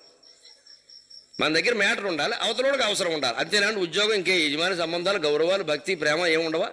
మ్యాటర్ అంటే ఏంటి? వీడి దగ్గర నాలెడ్జ్ అనమాట, సబ్జెక్ట్ నాలెడ్జ్. అవతలకి అవసరం ఉండాలి, అవసరం ఉన్నంతకాలం ఉంచుతాడు, తర్వాత తీసేస్తాడు, ఇంతేనండి సంబంధాలు. He's not mister perfect. కాబట్టి ఇంటర్వెల్ తర్వాత సినిమా మారింది. ఎప్పుడు యజమానులను గౌరవించడం మొదలుపెట్టాడో, కాజల్ అతని కోసం త్యాగాలు చేస్తుంది. మాంసం తినే అమ్మాయి మానేస్తుంది, ఆ తల్లి ఉండే చోట ఎవరిని రానివ్వదు, అక్కడ రానిస్తుంది, పెంచుతున్న కుక్క పిల్లలను వదిలేస్తుంది. ఇదో వెరిమొహం కింద కనపడుతుంది వాడికి. నా కోసం ఎవరు ఏం త్యాగం చేయడం నాకు ఇష్టం ఉండదు, ఎందుకంటే నేను ఎవరి కోసం త్యాగం చేయను. త్యాగం అనేది తెలియనివాడు సంసారంలోకి దిగడం ఏంటి? It's not perfect. అది సరైన విధానం కాదు. అందుకే డైరెక్టర్ అలా పెట్టాడు. వీడికి ఎవరు నచ్చారు? తాప్సీ నచ్చింది. 6 లక్షల మందిలో అలాంటిది అది ఒక్కతే ఉందిట. చివరికి సినిమా అయ్యేసరికి మళ్ళీ తాప్సీ కంటే కాజలే మంచిదని తాప్సీగా నిర్ణయించుకుని ఇంటికి వచ్చాడు. అర్థమైందా లేదా? మీరు విరాట పర్వానికి మిస్టర్ పెర్ఫెక్ట్కి తేడా ఉందండి. అదే భారతం ఎప్పటికి కొనసాగుతుంది, ఇంకో రూపంలో అంతే. అక్కడ ధర్మరాజు, ఇక్కడ పెర్ఫెక్ట్ ప్రభాస్. ఎక్కడికి పోలేదు. రామాయణ భారతాలు అన్నీ మన దగ్గర ఉన్నాయి. ఇప్పుడు సినిమా డైరెక్టర్లు నడిపిస్తున్నవి మనం అన్వయం చేయగలగాలి. అంటే మాట్లాడేవాడు ఇవి కూడా చూడాలి. ఈ దౌర్భాగ్యం కూడా మేము భరిస్తాను. నేను 15 రోజులకు ఒక సినిమా చూస్తాను ఖచ్చితంగా పిల్లలు. ఎందుకని ఇవన్నీ చూడకపోతే ఎలా తెలుస్తాయి? ఈ కంపంతా డర్టీ పిక్చర్ సహా సమస్తం చూసేసాను మొహమాట పడ. శ్రీరామరాజ్యం చూశాను, మన్నాడే ఆ పాపం పోవడానికి డర్టీ పిక్చర్ కూడా చూసేసాను. లేకపోతే ఇది ఎటు అనుకోండి, అది ఇటు అనుకోండి, పర్వాలేదు చూడాలి. విద్యాబాలన్ ఎంత అద్భుతంగా నటించిందండి. నటీమణి నిజంగాను. చాలా కష్టం అలా నటించడం. నటనకు మనం ఒప్పుకోవాల్సింది. మిగిలినవన్నీ వదిలిపెట్టా. అయ్యో పాత్ర వేసినంత మాత్రం ఆమె తప్పుగా ఆలోచించదు, సీత వేసినంత మాత్రం గొప్పగా ఆలోచించదు. అందరి గురించి మనకు తెలుసు.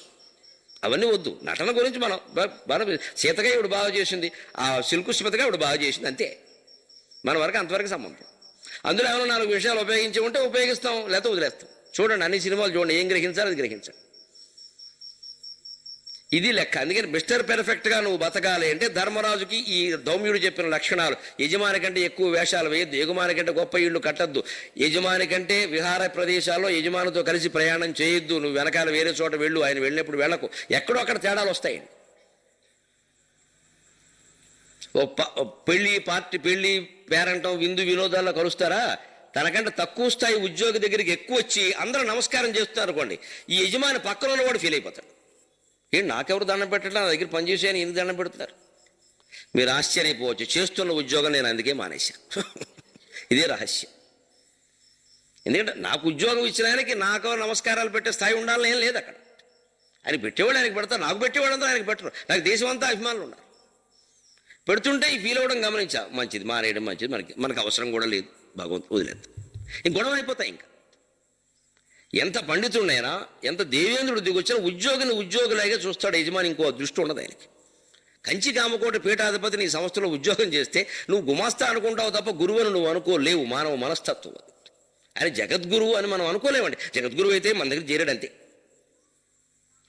అని ఆలోచిస్తాడు ఎంతసేపు. మానవ సంబంధాలు అలాగే ఉంటాయమ్మా, అనుమానమేం లేదు. మా పక్కింటి వాళ్ళు ఉంటారే, వాళ్ళు టీవీ చూడరు, పుట్టినా భారతం పెట్టరు. కారణం నేను పక్కన ఉండడం, అదే కర్మ.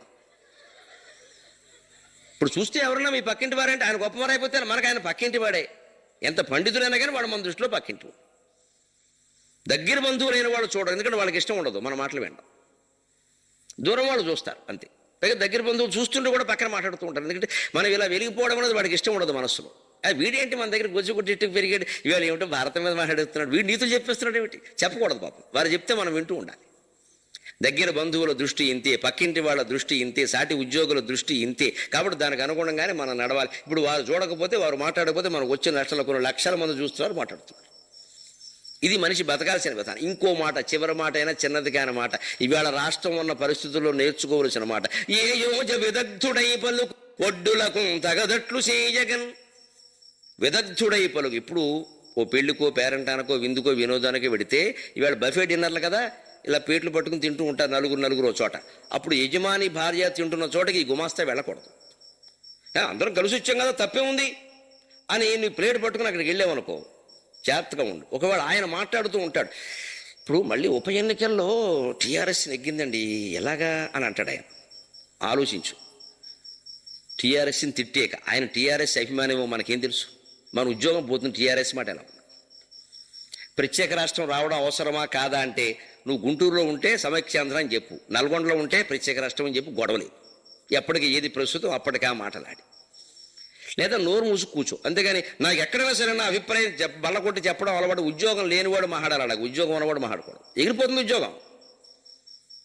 ఆయన ఆ పార్టీలో నిలబడి ఏదో మాట్లాడుతూ ఉంటే ఓ సినిమా హీరో అని చెబుతున్నాడు, జూనియర్ ఎన్టీఆర్ నటనంటే జూనియర్ ఎన్టీఆర్ అంటే గాడిది గుడ్డు పవన్ కళ్యాణ్ నువ్వు అనక. నిజమేనంటాను. నీ సొమ్మేం పోయింది ఇప్పుడు? ఆయన జూనియర్ ఎన్టీఆర్ పొడితే నీ సొమ్మేం పోయిందమ్మా? నువ్వు ఎందుకు మాట్లాడుతున్నావు అనవసరం? ఓ మాట వినరాదా? విదగ్ధుడై పలకడం అంటే ఆయన అభిప్రాయాలు రకరకాల విషయాల మీద ఆయన వెల్లడి చేస్తూ ఉంటే మనం వాటిని వ్యతిరేకించకూడదు. అక్కడ ఉద్యోగం చేస్తున్నాం, మనం మర్చిపోకూడదు. ఒడ్డులకు తగదట్లు చేయగన్. ఈ నిబంధనలు పాటిస్తే జీవితాంతం ఉద్యోగంలో హాయిగా కొనసాగలం కదండి. ఆయన మన యజమాని, ఆయనతో సంబంధం చూసుకుని మన అభిప్రాయాలన్నీ ఆయన అభిప్రాయాలు కావక్కల్లా, ఆయన వేషాలన్నీ మనకి రావక్కల. ఇలాంటివి చెప్పాడు. ఎందుకోసం? పాండవులు ఇంతవరకు ఎక్కడా పని చేయలేదు. ఇప్పుడు కొత్తగా పని చేయడానికి అడుగుతాం. ఇంతవరకు పని చెప్పిన వాళ్ళు ఇంతవరకు డూడు, ఇప్పుడు డూడు బసవన్న. మరి ఈ పరిస్థితి మారినప్పుడు చెప్పొద్దు, పురోహితుడిగా బాధ్యతగా చెప్పాడు. అలాంటి మాటలు విని వాళ్ళు విరాటరాజు నగరానికి బయలుదేరుతూ ఉంటే దారిలో నడుస్తున్నారని, నడకలో ద్రౌపది నడవలేకపోతోంది. ఇల్లాలు స్త్రీ సుకుమారి డప్పి జనించే వ్రేళుల పుటంబులు పొక్కదొడంగే గోళ్లలో చిప్పిలజొచ్చే నెత్తురులు చిత్తము నాకు కడున్ వశంబుగాదు అప్పురమిచ్చటిచ్చటని ఆశలతోడుగా సాగి వచ్చితి అప్పురమిచ్చటచ్చటని ఆశల వచ్చి తిని ఎంత దవ్వకో ఇప్పటి భంగి ఒక్కడుగునే గెడుదానికి ఓర్వనెమ్మియిన్. విద్యార్థులు మీరు పాఠాలు ఎలా చదువుకోవాలో, ఎలా గుర్తుపెట్టుకోవాలో, అపారమైన సిలబస్ భారాన్ని ఎలా భరించాలో ఈ పద్యం చెబుతుంది. ద్రౌపది నడక్కిన సిలబస్కి సంబంధం ఏమిటో చూడండి, మీరు ఆశ్చర్యపోతారు. నడవలేక ద్రౌపది అంటుందట, డప్పిజనించే నడిచి దాహం వేసేస్తుంది. ధౌమ్యుడు కూడా వెళ్ళిపోయాడు. ఇంక వీళ్ళు ఆరుగురే బయలుదేరారండి. వ్రేళుల పుటంబులు పొక్కదొడంగే సహజమైన వర్ణన, స్వభావోక్తి అంటారు దీన్ని. ఎక్కువ దూరం నడిచినప్పుడు మీరు గమనించండి, అనుకోని పాదయాత్రలు అవి చేస్తే తర్వాత కాళ్ళు చూసుకొని సరిగ్గా ఈ పద్యమే వర్ణన. వేళుల పుటంబులు పొక్కదొడంగే, కాలి వేళ్ళు ఉంటాయే, ఆ వేలు ముందు భాగం ఉంటుంది కదమ్మా, అది ఎర్రబడిపోతుంది చూసుకోండి. పుటం అంటే అది పొక్కిపోయినట్టు అవుతాయి, ఇంకా కాలు కింద పడితే మండిపోతూ ఉంటుంది. గోళ్లలో చిప్పిలజొచ్చే నెత్తురులు, దారిలో ముళ్ళ కంపలు అవి ఏమైనా ఉంటే ఇంక చెప్పక్కల్లా, అనుకోకుండా ఏ ముళ్ళో దగులుతుంది, ఏ చక్కో గుచ్చుకుంటుంది, ఆ గోళ్లలోంచి నెత్తురు వస్తూ ఉంటుంది. సహజమైన వర్ణన కదా కవిత్వం అంటే ఇది. చిత్తము నాకు గడున్ వశంబుగాదు. అంత దూరం నడిచారమ్మా పాండవులు, రాజ్యాధిపతులు. నవఖండ భూమండలాధిప మకుట తట ఘటిత మణిగణ నీరాజత నిజపాద పంకేరుహులు, వీళ్ళందరూ కూడా 9 ఖండాలను పరిపాలించే రాజులందరూ ధర్మరాజు పాదాలకు నమస్కారం చేస్తుంటే ద్రౌపది పక్కనే ఉంది, ఆవిడకి నమస్కారం చేశారు. అటువంటి ఆవిడకి ఎటువంటి స్థితి వచ్చిందండి? డప్పి జనించి ప్రియుల పుటంబులు పొక్కదుడంగి గోళ్లలో చిప్పిల చొచ్చె నెత్తురులు చిత్తము నాకు కడున్ వశంబుగాదు అప్పురము ఇచ్చటచ్చటని ఆశల వచ్చింది. ఇంత దూరం ఎలా వచ్చారంటే ఇక్కడ ఉంది కీలకం. నడిచేటప్పుడే ద్రౌపది ఆడవాళ్ళు అడుగుతారు ముందే, బాగా దూరమా, ఆటో పిలుద్దాం అంటారు. పిలవడం ఇష్టం లేనప్పుడు మగవాడు ఏం చేస్తారో తెలిసే, తెలివైనవాడు ఇక్కడే పక్కనే హైదరాబాద్లో పడుతున్నాను నేను, ఎవరిని అడిగినా దారండి పక్కనేనండి. ఇటు పక్కనంటే 16 మైళ్ళు అర్థం, వాడికి అది పక్కనే. మనం కారు ఎక్కితే అసలే గంట ప్రయాణం, ట్రాఫిక్ జామ్ వస్తే 2 గంటలు, పక్కనే అని అడగదా అంటే వాడికి పక్కన, మనకి పక్కన కాదు. చెప్పడం ఇలాగే. గుంటూరులో అడగండి మీరు, ఆ రైల్వే స్టేషన్ దిగాక ఎక్కడికైతే జిన్నాటా ఉందా, బారుగబో మళ్ళీ బారుగా పోయాక మీరు అడిగితే బారుగబో మళ్ళీ బారుగబో. ఏమిటి మొత్తం విజయవాడ వరకు బారే. గుంటూరు అంతా ఇదే మాట. ఎంత దూరం వెళ్ళినా ఒకటే బారు. ఆ బారు ఎక్కడ మళ్ళీ మధ్యలో ఆపేమన్నట్టు బారుగబో, ఒకటే లోటు. నడిచేవాడికి తెలుసు. ఊళ్ళో వాడికి ఎప్పుడు అంటే చాలా దగ్గరగా ఉంటాయి ఇవన్నీ. 16 మైళ్ళు ఊరున్నా అక్కడే కదా, దాని పక్కనే కదా, దాని పక్కనే అంటే మైలు. అందుకని ఇలాగా వీళ్ళు అడిగేది పాండవుల్ని, ఇంకెంత దూరం అంటే ఇంకెంత 2 మైళ్ళే, 2 మైళ్ళు, ఇంకొచ్చాం ఇంక 2 మైళ్ళే అని. ఆ 2 మైళ్ళు నడిచాక ఆవిడ ఇంకెంత, ఇంక 2 మైళ్ళే, మరి ఇందాక 2 మైళ్ళు అన్నావు కదంటే, అంటే నువ్వు నడవవు కదా. ఇది మీరు సిలబస్గా అనుభవించుకోండి. ఓ పెద్ద పుస్తకం, ఒక 1000 బిట్లు మనం చదవాలి. 1000 బిట్లు, 1000 తిట్లు. ఎలాగా తిట్లే మరేవి అనుకుంటే కుదరదు. ఎన్ని రోజులు టైం ఇచ్చారండి ఉపాధ్యాయులు గారు ఎవరైనా? 1000 బిట్లకి 10 రోజులు ఇచ్చారు. అప్పుడు మీరు ఏమనుకోవాలి? 1000 బిట్లు అనుకోకూడదు, 100 బిట్లే. ఒక్క రోజులో 100 బిట్లు, 100 నేను చదవాలి. రేపు 100 ఎవరు చదువుతారు? బతుకుంటే చదువుతాం, లేతలేదు. అంత విరక్తి రావాలి. బతుకుంటే కదా అంత విరక్తి రావాలి. వేళ 100 అంతే. కూర్చో, దానికి ఒక సమయం కేటాయించుకో. బిట్లే కదా, పద్యాలు కాదు కదా, చదివి. రేపు మళ్ళీ ఇవాళ ఒక్క 100 అంతే. నిన్నటి 100 గురించి ఆలోచించక, అది అయిపోయింది. ఆలోచిస్తే ధైర్యంగా ఉండదు. 800 గురించి నువ్వు ఆలోచించక, ఇవాళ 100 అంతే. 100 వస్తాయి. ఈ 100 ఓసారి నెమరేసుకో, తేలిగ్గా ఉంటాయి. 200 చదువుకో, కొంచెం కష్టం అవుతాయి. మొదటి 100 తేలిక, 200 కొంచెం కష్టం. 3వ రోజు రాగానే 200 కొంచెం తేలిక అవుతుంది. అప్పటికే 3 సార్లు చదివావు, 300 చదువుతావు. ఇలాగ 5 రోజులు అయ్యాక చూసుకో. నేను సగం చదివేశా, సగం వచ్చేసింది, ఇంక సగమే అనుకోవాలి. అప్పుడు 500 అనుకోకూడదు, సగమే అనుకోవాలి. అంకెలో కడితే ఒత్తిడి ఎక్కువ అవుతుంది. పదార్థం మొత్తంగా చూస్తే ఒత్తిడి తక్కువ. ఒత్తిడిని జయించే విధానం ఇది. సగమే అనుకుంటే తేలిక. సగం చదివాం మనం. అంటే 500 చదవగలిగిన వాళ్ళు ఇంకో 500 చదవలేమా? వెంటనే 600 ఎగళ్ళు, ఇంక 400, 700 ఎగళ్ళు, ఇంక 300, ఇంక 100, ఇంక 100, చివరికి అయిపోయింది. ఇలా తేలిక చేసుకుంటే ఎంత చదువైనా చదవగలం, ఎంత పని అయినా చేయగలం. అపార్ట్మెంట్లు కట్టేవాళ్ళని చూడండి మీరు. ఆ పునాదులు తీసిన దగ్గర నుంచి చూస్తున్నాను నేను. విచిత్రంగా ఇలా రోజుల్లో అలా 5 అంతస్తులు లేచిపోతున్నాయండి. ఎలా లేస్తున్నాయండి? మొదటే వాడు ఇదంతా ఊహిస్తే గుండెపోటు వచ్చి పోతాడు ఆ బిల్డరు. పునాదులు తీస్తే అయిపోయి తర్వాత చూసుకుందాం. మనం తీసే స్తంభాలు లేపోయి, తర్వాత స్లాబ్ వేసి, స్లాబ్ అయ్యాక మళ్ళీ పిల్లర్లు లేపి, మళ్ళీ స్లాబ్ వేసి, మళ్ళీ పిల్లర్లు లేపి, మళ్ళీ స్లాబ్ వేసి, తర్వాత అందరికి ఇచ్చే మొత్తం అందరం లేపి వెళ్ళిపోతాడు వాడు.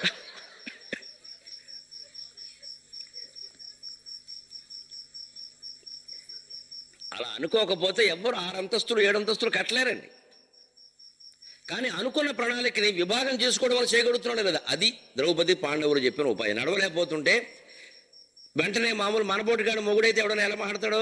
ఏ నడుస్తారు ఆడాడు, అందుకే చెప్తే వెళ్ళరు, మీరు కూడా బయలుదేరతారు. ఇక్కడ పెద్ద శాంతమాకు. నేను ముందే చెప్పానా 50 మైళ్ళు నువ్వు నడవలేమని? ఏడుపు గురించి వచ్చావు, ఇక్కడ ఎవడెత్తుకుంటాడో అంటాడు. ధర్మరాజు అలా మాట్లాడు, భీముడు అలా మాట్లాడు. ఏం చెప్పారు వాళ్ళు? పాజిటివ్ థింకింగ్, ఆశావాదం. అంటే ఇంక 2 మైళ్ళే, ఇంక 2 మైళ్ళే ఆవిడ చేత 16 మైళ్ళు నడిపించారు. ఎప్పటికప్పుడే 2 మైళ్ళు, 2 మైళ్ళు వెళ్ళాక ఇంకో 2 మైళ్ళు, ఇంక దగ్గరికి వచ్చావు. అదిగో విరాట్ నగరం. అదిగో విరాట్ నగరం అంటే ఢిల్లీ. అదిగో అంటే ఆకాశంలో కనపడుతుంది, దానికే ఉంది. నువ్వు పెద్ద 7 అంతస్తులు మాట్లాడితే తిరుపతి గోపురం కనపడుతుంది. ఇక్కడ ఉంది అది. అలా చెప్పి చదివించాలి. పని కష్టమైన పని చేయించాలంటే దాని విభాగాలు చేసి చేయించాలి. అది నేర్చుకోవాలి. అందుకని అలా చెప్పారు మీరని ఇప్పుడు అంటుంది ఆవిడ. అలా అని చెప్పిన లాక్కొచ్చేసారు. ఎంత దవ్వోకో ఇప్పటికైనా సరిగ్గా చెప్పండి. ఇంకా 2 మైళ్ళు అనొద్దు, కరెక్ట్గా చెప్పండి. మీరు అంటే ఇప్పుడు ఎవరో సర్వేయర్లు ఉంటారు, గొలుసులెట్టు కొలిచేవాడు, వాళ్ళని తీసుకురావాలి. ఇప్పుడు ఎవడు చెప్తాడు?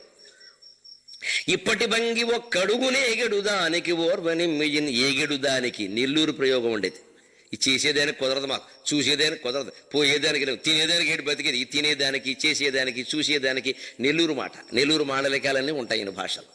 ఒక్కడుగునే ఎగడు దానికి ఓర్వని మెయ్యని. ఇంకా ఒక్కడుగు కూడా నేను వెయ్యలేను. అంటే ధర్మరాజు నకులుణ్ణి పిలిచి ఆవిడ్ని ఎత్తుకుని తీసుకెళ్ళమని చెప్పాడు. మీరు గమనించండి, భారతంలో ధర్మరాజు ఏ పని చెప్పినా నకులుడికి చెబుతాడు, ముందు భీముడికి అర్జునుడికి చెప్పడం. యక్షప్రశ్నలో దాహం తెమ్మని కూడా నకులుడికి చెప్పాడు, బతికించడంలో ముందు నకులుణ్ణి బతికించమన్నాడు. ఇంకా ఆశ్చర్యం, పేకాట్లో ముందు నకులుణ్ణి పెట్టాడు, తర్వాతే మిగిలిన వాళ్ళని. ఈ లాజిక్ కోటి ఉందని ఆలోచిస్తే ఇప్పుడు కూడా ద్రౌపది నడవలేకపోతే ఆవిడ ఎత్తుకు తీసుకెళ్ళాలి, నకులుణ్ణి ముందు తీసుకెళ్ళమన్నాడు. ఎందుకో తెలుసా? పరోక్షంగా సోదరులకు సూచన, నా తర్వాత అధికారి నకులుడు, ఇన్ఛార్జ్ హెడ్ మాస్టర్. అది ధర్మరాజు దృష్టి. ఎందుకంటే కుంతి కొడుకుల్లో పెద్దవాడిని నేను, మాద్రి కొడుకుల్లో పెద్దవాడు వాడు. నాకేదైనా ప్రమాదం జరిగితే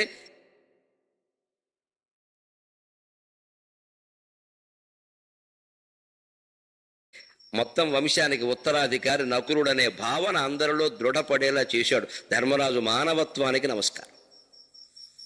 ఈ మాటలు చెప్పడం, ఆయన ఏ పని చెప్తున్నానంటే అర్థమేంటి, నా అంతటి వాడు, మీరేదో చిన్నగా చూపించకండి అతన్ని. అలాగ తమ్ముడు ప్రాధాన్యాన్ని పెంచాడు ఆయన. నకులుడు కొంత దూరం నడిచి ఎత్తుకోలేకపోతే సహదేవుడు ఎత్తుకున్నాడు. చివరికి అర్జునుడు తీసుకొచ్చాడు ఆవిడ. మొత్తం మీద విరాట్ నగరానికి చేరారు.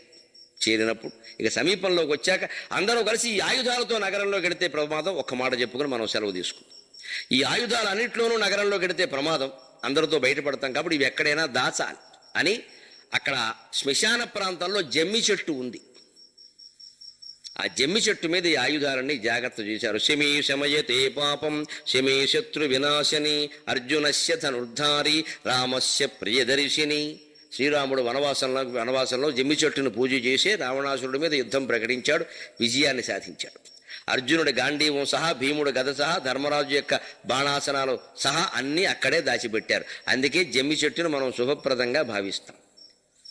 తెలంగాణ ప్రాంతంలో దసరా రోజుల్లో జమ్మి చెట్టు జాతర, జమ్మి ఆకులు తినాలి నా తెలంగాణ అని పాడుతూ ఉంటారు వాళ్ళు ఆనందంగా. జమ్మి ఆకులు పంచి పెడతారు. మనం ఈ ప్రాంతంలో జమ్మి చెట్టుకి ఈ శ్లోకం రాసి కాగితాలు గుచ్చుతాం. మనం ఆ జమ్మి చెట్టును చాలా పవిత్రమైన చెట్టుగా ఆరాధన చేస్తారు మన దగ్గర. అది అర్జునుడు ఆయుధాలు ధరించింది అదే, శ్రీరామునికి అభయప్రదానం చేసింది అది. అటువంటి చోట పెట్టి అక్కడ కూడా ధర్మరాజు యొక్క జాగ్రత్తని, జమ్మి చెట్టు తాను ఎక్కాడు, ఎవరిని ఎక్కనివ్వను. ఆయన ఎక్కి ఆయుధాలు కట్టకట్టి పెట్టాక ఆయన ఎక్కి వీళ్ళని దిగిపోమని జమ్మి చెట్టును ప్రార్థన చేసేట. వాక్సిద్ధి కలిగిన వాడు ధర్మరాజు. ఆయన ఏదంటే అది అవుతుంది. ఆయుధాలను ఏమన్నాడు తెలుసా? మా భీముడు కోపం ఎక్కువ, అక్కడ విరాట్రాజు నగరంలో జరగకూడదు ఏమైనా జరిగితే అర్ధరాత్రి వచ్చి ఇందులోంచి గత్తి తీసుకుంటాడు, ఎవరినో వేసేస్తాడు. అందుకని నా మాట విని నాకు అర్జునుడికి తప్ప మిగిలిన ఎవ్వరికీ నువ్వు కనపడవద్దు. ఓ ఆయుధ సామ్రాజ్యమా, నీకు నమస్కారం. కోపం ఎక్కువైంది, కనపడితే ఏదో చేస్తాడు, అజ్ఞాతవాసం దెబ్బతింటుంది. ఇది దృఢమైన బుద్ధి, చతురత, మహిమ ధర్మరాజు కంటే. రాబోయే ప్రమాదాన్ని ముందే ఊహిస్తాడు. అలాగని భీముడిని పిలిచి నువ్వు కోపం తగ్గించుకో, జమ్మిచెట్టు దగ్గరికి వెడితే చంపేస్తా అని చెప్పకూడదు. చెప్తే ముందే పెడతాడు. అది చెప్పకూడదు. ఎందుకు ఆయనతో కూడా ఎందుకు, చేసేదేదో చేసేదానికి. ఆయన స్వభావం అది, ఆయన మారడు. మారిన మనుషులతో మనం ఇంత వాడు మారడు. కాబట్టి వాడి విషయంలో తీసుకునే జాగ్రత్త తీసుకో. తాళాలు ఎక్కడ పెట్టాలో అక్కడ పెట్టుకో, అంతేగాని ఒరే తాళాలు ఎక్కడ పెడుతున్నా ముట్టుకుంటే తంత అంటే ముందే ముట్టుకుంటాడు. వాడు తీస్తాడని తెలుసుండి తాళాలు ఎక్కడ పెడుతున్నాను వాడికి చెప్పడం ఏంటండి, బుర్రలేక. వాడు మారలేదన్నాం, తాళాలు దాచుకో అంతే. వాడికి బుద్ధి తెలిసిపోయింది కదా. అలాగా భీముడు బుద్ధి కొంచెం ఆవేశం, అందుకని ఈయన ఎప్పుడో వస్తాడు, తీస్తాడు. అందుకని ఆయుధములారా మీకు నమస్కారం చేస్తున్నా, నాకున్న తపశ్శక్తితో ఒక్క వరం కోరుతున్నా. భీముడికి మీరు కనపడకండి, ఎవరికి కనపడకండి. అర్జునుడికి నాకు తప్ప అనడంలో భావి కదార్థ సూచన ఉందా లేదా? అర్జునుడికి ఆయుధాలు కనపడాలి. అందుకే అర్జునుడు ఆయుధం పట్టుకుంటే ఔచిత్యంతో పట్టుకుంటాడు, భీముడు కోపం వచ్చినప్పుడల్లా పట్టుకుంటాడు, తేడా అది. అందుకని కనపడొద్దు అన్నాడు. అక్కడి నుంచి కిందికి దిగి విరాట్రాజు యొక్క నగరంలో ప్రవేశిస్తూ ఒక్క మాట చూడండి, ఔచిత్యం, దాంతో సెలవు తీసుకుందాం. ఆ కట్ట కట్టి అక్కడ పెట్టగానే వాళ్ళు ఆ కట్టని సరిగ్గా శవాన్ని కట్టినట్టు కట్టారు. భీముడు గద ముందు ఇలా ఉంటుందిగా లావుగా, దాన్ని పైకి దోశారు. ఆ గద కింద గట్టిగా లాగి గుడ్డ మూడేశారు. అప్పుడు ఏమైంది, పేక మూడేసినట్టు అయిందిగా. ఇక అక్కడి నుంచి ధనుస్సులు, అటో ధనుస్సు ఇటో ధనుస్సు, మధ్యలో గద కాండం, ఇలాగా మధ్యలో మిగిలినవో బాణాలు ఆయుధాలు పెడితే మొత్తం మీద సరిగ్గా 7 కట్టెలతో పాడిగట్టిన శవంలా ఉందో దాని కథ. అలాగే ఉండాలని కట్టారు కావాలని. శవాన్ని పాడిగట్టడం కాదు, శవాన్నే తీసుకెళ్ళి అక్కడ పెట్టినట్టుగా పెట్టి కిందకు వచ్చాక ధర్మరాజు యొక్క ఔచిత్యం జీవితంలో నేర్చుకోవలసిన విషయం. అబద్ధం ఆడినా తప్పు లేదు, కానీ అంత అత్యవసరమైన ప్రయోజనం ఉండాలి. బయటకు వచ్చి భీముడిని ధర్మరాజుని అందరినీ అలా నిలబడమని, అక్కడి నుంచి మైకులు లేవు కదా ఆ రోజుల్లో, పెద్ద గొంతుతో అరిచాట. ఎందుకంటే ఆ చుట్టుపక్కల ఆయన కొంతమంది వాళ్ళు కనపడుతున్నారు, మేకలు కాచుకునేవాళ్ళు, గొర్రెలు కాచుకునేవాళ్ళు శ్మశానం దగ్గరలో ఉంటారు. వాళ్ళు ఎవరన్నా చూశారేమో ఇక్కడ మనం చెట్టు మీద పెట్టడం ఔచిత్యం చూడండి. ఒక పని నిర్వహణ సామర్థ్యం, మేనేజింగ్ ఎబిలిటీ. ఒక రహస్యాన్ని కాపాడాలంటే ఇన్ని జాగ్రత్తలు తీసుకోవాలి. వాళ్ళు ఎవరన్నా చూశారేమో, చూడరులే అని వెళ్ళిపోకు, చూశారేమో. వాడు ఎవడో వస్తే సరదాకి చెట్టు ఎక్కితే దాని కిందకి తోసేస్తే దానివల్ల వాడికి ప్రమాదం జరగచ్చు, వాడి వల్ల ఈ ఆయుధాలు దెబ్బతినచ్చు. అందుకని పైకొచ్చి అరిచాట, ఇది శతవృద్ధ మా జనని ఇప్పుడు మృత్యువు పొందే, ఇది శతవృద్ధ మా జనని ఇప్పుడు మృత్యువు పొందే, ఇట్లు సేయుధము కుల ప్రయుక్తమగుచున్న సనాతన ధర్మము ఇత్తెరంగా, ఇట్లు సేయుదుము కుల ప్రయుక్తమగుచున్న సనాతన ధర్మము ఇత్తెరంగా, దహన కర్మ వల్లము ఇది కానిదిగా మును నిశ్చయించి, ఇది కానిదిగా మును నిశ్చయించి మా మొదలటి వారెరుంగు విధమున్ పనిచేసి మింత మెమ్మెయిన్ అని గట్టిగా అరిచి ప్రకటన చేశాడు. ఇది శతవృద్ధ. ఈవిడెవరు అనుకుంటున్నారు? మా అమ్మ సాక్షాత్తుగా. ఎంత అబద్ధం అండి! మనం ఎవరన్నా సహిస్తామా దీన్ని? మా అమ్మ 100 ఏళ్ళ ఆవిడ, మా జనని ఇప్పుడు మృత్యువు పొందే, చనిపోయింది. ఇట్లా చేయుదుము, మేము ఇలాగే శవాలు కాల్చాం, మాకు అలవాట్లేదు. మా కులాచారం ఏమిటి అంటే చెట్టు మీద వదిలేస్తాం శవాన్ని. కుల ప్రయుక్తమగుచున్న సనాతన ధర్మము ఇత్తెరంగా, భారతీయ సనాతన ధర్మాన్ని అర్థం చేసుకోండి దయచేసి. ఇదేమిటి ధర్మరాజు ఈ పని చేయడం అనొద్దు.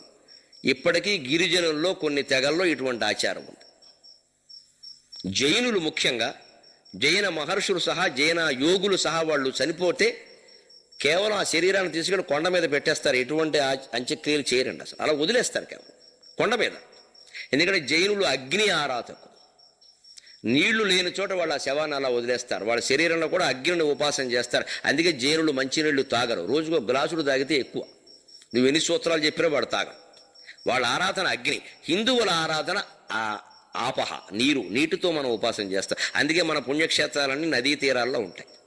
మనకి స్నానం చేయిందే పూజ చెయ్యమ్మా. జైనుడు స్నానం చేయడు, మొహం గడగడు, పూజ చేస్తాడు, ధ్యానం చేస్తాడు. వాళ్ళది అగ్ని ఆరాధన. మనం ఆక్షేపించొద్దు, అదొక విధానం. అంటే పంచభూతాల్లో ఏ భూతం ద్వారానైనా నువ్వు పరమాత్మను చేరుకోవచ్చు. అగ్ని కానీ, భూమి కానీ, నీరు కానీ, వాయువు కానీ. మనం నీటి ద్వారా చేరుకుంటున్నాం, వారు అగ్ని ద్వారా చేరుకుంటారు. వారి విధానం వారిది, కానీ మనం దాన్ని అనుసరించకూడదు. వాయువు ద్వారా చేరుకునే విధానం ఉంది, ఆకాశం ద్వారా చేరుకునేవి. అందుకే శివుడు 5 మూర్తులు కూడా ఉంటాయి. కాళహస్తిలో ఉండేది వాయులింగం, మహానంది క్షేత్రంలో ఉండేది జలలింగం, చిదంబరంలో ఉండేది తేజోలింగం. 5 మూర్తుల్లో ఉన్నారండి ఆయన. ఏ రకంగానైనా మీరు ఆరాధన చేయొచ్చు, అది లెక్క. ఈ చేయి పట్టుకున్నా మనిషి శరీరమేగా, నొప్పి ఒకటేగా. కుడి చేయి ఎడమ తేడా ఉంటుంది. చేయి పెట్టి తిప్పితే ఎడం చేయి నొప్పి ఒక రకంగా, కుడి చేయి నొప్పి ఒక రకంగా ఉండదు. శరీరానికి నొప్పి ఒకటే. అంటే 2 దానికి సంబంధించినవి. అలాగే పంచభూతాలు పరమాత్మకు సంబంధించినవి. మీరు ఏ మార్గంలోనే ఆరాధన. అందుకే జైనుల మార్గాన్ని వైదిక ధర్మం కాదనలేదు. మీ పద్ధతిలో మీరు చేసుకోండి. అందరినీ మార్చే ప్రయత్నం చేయకుండా మనం చెబుతాం. హిందువులో మనం మార్చం, ఇంకోరు మారిస్తే మనం ఒప్పుకోం. అన్ని మతాలు మనం అంగీకరిస్తాం, వీ యాక్సెప్ట్, ఏం అభ్యంతరం లేదు. అందుకని ఇక్కడ విధానం అదే. అందుకని కొంతమంది గిరిజనులు ఇప్పటికీ అలా చేస్తారు. కాబట్టి ఈవిడ 100 ఏళ్ళ ఆవిడ, మా తల్లి చనిపోయింది, సనాతన ధర్మం మా కులంలో ఎప్పటికీ ఇదే ఆచారం, దహన కర్మ వల్లము, మేము దహనం చెయ్యం అంటే మా పద్ధతి మాదంటే ఇంకెవడో మాట్లాడు. ఇప్పటికీ మీరు హిందువుల్లో కూడా అందరూ దహనం చేస్తారు కూడా. ఆరాధ్య శైవులు ఉన్నారు, శైవుల్లో ఒక రకం, వాళ్ళు పాతి పెడతారు. ఎందుకంటే వాళ్ళ మతం తెగలో అలా ఉండే పద్ధతి. వాళ్ళు పాతి పెడతారు, మిగిలిన వాళ్ళు దహనం చేస్తారు. ముస్లింలు, క్రైస్తవులు అందరూ పాతి పెడతారు. అందులో కూడా ఏమైనా కొన్ని తేడాలు ఉండొచ్చు, మనకు తెలియదు. అలా రకరకాలు ఉంటాయి. ఎవరి ఆచారం ప్రకారం వాళ్ళు నడవడమే, ఇంకోళ్ళు అందులో వేలు పెట్టద్దు. అందుకే మీకు కులాచార వ్యవహారాలు పెద్దవాళ్ళు కూడా ఉండాలి కాబట్టి చెబుతున్నా. ఏదన్నా అనుమానం వస్తే దయచేసి మీ కుల పురోహితులను అడగండి. మీకు అపరకర్మ చేయించే బ్రాహ్మలు ఎవరో ఉంటారు కదా మీ కులగురు, వారిని అడగండి. వారు చెప్పినట్టు చేయండి తప్ప ప్రతిదీ ధర్మ సందేహాలకి రాసేయకండి. అదొకటి మొదలెట్టారు ఈ మధ్య. మా అమ్మగారు స్వయంగా మా ఇంట్లో పోయారు, నా ఒళ్ళో పోయారమ్మా. నా ఒళ్ళో ఇలా పడుకుని ఒక చిన్నపిల్ల. ఆవిడ ఒళ్ళో నేను పుట్టాను, పెరిగాను. నా ఒళ్ళో ఆవిడ పెరిగింది, వెళ్ళిపోయింది. రకరకాల మాటలు వచ్చాయి. అన్నీ నిజమే, నేను అన్నిటికీ సిద్ధమే. నేను నా పురోహితుడిని నేను అడిగాను. 3 నెలల పాటు ఆ గది మూసేయండి నరసింహరావు గారు, మీకు నేను చెప్పవలసిన వాడిని కాదు, ఇంతకంటే ధర్మం లేదు, నేను మూసేసాను, అయిపోయింది. తర్వాత బంధువులు రకరకాల, నోరు మూసేయండి అని చెప్పాను. మీరు అధికారులు కాదు, నేను అడగవలసిన వాడిని వాడు అడిగాను. నేను అడగవలసింది మా పెద్ద అన్నయ్యని, కుటుంబానికి పెద్దవాడు. ఆయన అడిగా, ఏమయ్యా నీకు సమ్మతమేనంటే, బలివాడు నీకు నేను చెప్పడం ఏంటరా, అదేనమ్మా అలాగే చేయి, అంతే చాలు. మా అన్నయ్యని అడిగాను, ఆయన అడిగాను. ఇంక మీరు మొత్తం అందరూ ఆడ మగ నపుంసకులు అందరూ వచ్చి నాకు నీతులు చెప్పండి. ఇక్కడ అందరూ చెప్పేసి వాళ్ళ శాస్త్రాలు కులాలు ఎలా తయారయ్యాయంటే మొత్తం ఇంట్లోంచి లోపలికి వచ్చేసి అందరూ మా ఊళ్ళో మంగళవారం పోయారు ఒకరు, మళ్ళీ మంగళవారం మారు కోరుతుంది. మా అమ్మ మంగళవారమే పోయింది, ఎవరిని మారు కోరలేదు. ఇవన్నీ నేర్పిన శంకలండి, ఇవన్నీ పనిగట్టు. పొరపాటుని ఎక్కడో ఒకటి జరిగితే రోజు జరుగుతుందా? ఎందుకు మనం మతాన్ని ఇంత దుర్మార్గం చేసుకోవాలి? ఒక ఇంట్లో ఏదో అరటి మొక్క వేసారు. ఎప్పుడు మా మామగారు ఎవడు 92 ఏళ్ళ ఆవిడ అరటి మొక్క వల్ల పోతుందా అండి? ఆవిడ కాలం మూడింది, పోయింది. అక్కడి నుంచి మా ఇంట్లో అరిటాక వేసుకోకూడదు, అరటి మొక్క వేయకూడదు. ఇంకో పెద్ద సెంటిమెంట్ పెట్టారు. నాకు అరిటాక ఇష్టం, వేసుకుందుకు లేదా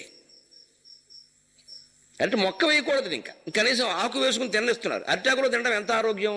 ఎవడో మొత్తాది ఎవరో పోవడం పెట్టి దాని గురించి అరిటాకు మానేవాడు. సంబంధం ఏమన్నా? చివరికి హిందూ మతం అంటే గుడ్డి నమ్మకాల కింద తయారైంది. అపూర్వమైన తత్వం ఉన్న ధర్మం గుడ్డి నమ్మకాల కింద తయారైంది. ఇక్కడ మంగళవారం అరిటాకున హిందూ మతం అంటే ఇవన్నీ. అందుకే మీకు ఈ సందేహాలు ఆచార సంప్రదాయాలు ఎక్కడొచ్చినా టీవీ పండితుల్ని, కండువా పండితుల్ని అడగండి. మాకు తెలియదు మీ కులాలు, మీ ఆచారాలు, మీ పద్ధతులు. మీ కుల పురోహితులు అడగండి. మీ ఇంటికి వచ్చి చేయించే పురోహితులు కొన్ని కులాల వారికి వారి కులంలోనే పురోహితులు ఉంటారు, తప్పేం లేదు. వారిని అడగండి, వారిని అడగండి. మీరు వారికి అలవాటు పడ్డారు కదా, వారిని అడగండి. వారు ఎలా చెప్తే అలా చేయండి, ఓ మాట మీద వెళ్ళిపోండి. ఇంకా అందుకని 10 మంది 10 రకాలు మాట్లాడడం. ధర్మరాజు తెగేసి చెప్పాడు, ఇది మా ఆచారం, ఆవిడ చనిపోయింది, మేము ఇలాగే చేస్తాం. ఇత్తరంగా దహన కర్మం వల్లము ఇది కానిదిగా మును నిశ్చయించి మా మొదలెటి వారు రచ్చు విధమున్ కొనియాడితి మేము నిప్పుడు. మా పూర్వులు ఎలా చేశారో మేము అలాగే చేస్తున్నాం. అంటే దాత యథాపూర్వమకల్పయన్. బ్రహ్మదేవుడు ఓ సృష్టి ముగిశాక రెండో సృష్టి చేశాట. ఎలా చేస్తామని అడిగితే యథాపూర్వమకల్పయన్, ఇది వరకు ఎలా చేశానో అలాగే చేస్తానన్నట్ట. Turn the page, land the work అంటారు ఇంగ్లీషులో దీన్ని. తాలూకా ఆఫీసులో కొత్తగా గోమాస్తా చేరాట. ఒక ఆయన రిటైర్ అయ్యాడు, ఆయన స్థానంలో ఇంకోటి వచ్చాడు. ఏం చేయాలండి? What I have to do అంటే వెంటనే ఒకడు అన్నట్ట, turn the page, land the work, go అన్నట్టు. వాడు ఇంతకుముందు పని చేసిన గోమాస్తా ఉన్నాడు కదా, వాడు register the, turn the page, land the work. వాడు గీతలు కొట్టాడుగా, అలాగే నువ్వు గీతలు కొట్టాడు. వాడు పుచ్చుకున్నాడుగా, నువ్వు కూడా పుచ్చుకో, సరిపోతుంది. చేయి కింద ఎట్టు బాల కింద. ఇది నేర్చుకునేది ఏమిటి కొత్తగా? ఆ పని చూసి పుస్తకం చూసి తెలియట్లే. అలాగే ఎప్పుడు మనం ఆచారాల విషయంలో మన కుటుంబం, కులం ఉంది, మన కుటుంబ పెద్దలు ఉన్నారు, ఆ కుటుంబ సంప్రదాయాన్ని పాటించాలి. మరి ఇంత మూఢమైనవి కాదు అరిటాకులను, మంగళవారాలు కాదు. ఈ సెంటిమెంట్తో మతం పాడు చేసుకోవద్దు. ఇక్కడ ఇంకొక ధర్మ సందేహానికి జవాబు చెప్పి నేను సెలవు తీసుకుంటాను. ధర్మరాజు ఇక్కడ అబద్ధం ఆడినట్టు కాదా? పైగా తల్లి మరణించిందని చెప్పడం ఎంత ఘోరమైన విషయం. ఇంకేదో చెప్పకూడదా? ఇలాంటి ధర్మరాజును మనం సత్యవ్రతుడు అనవచ్చా? పైగా ఈయన సత్యవ్రతుడే. ఖచ్చితంగా ఈయన ఏది చెబితే అది అయింది.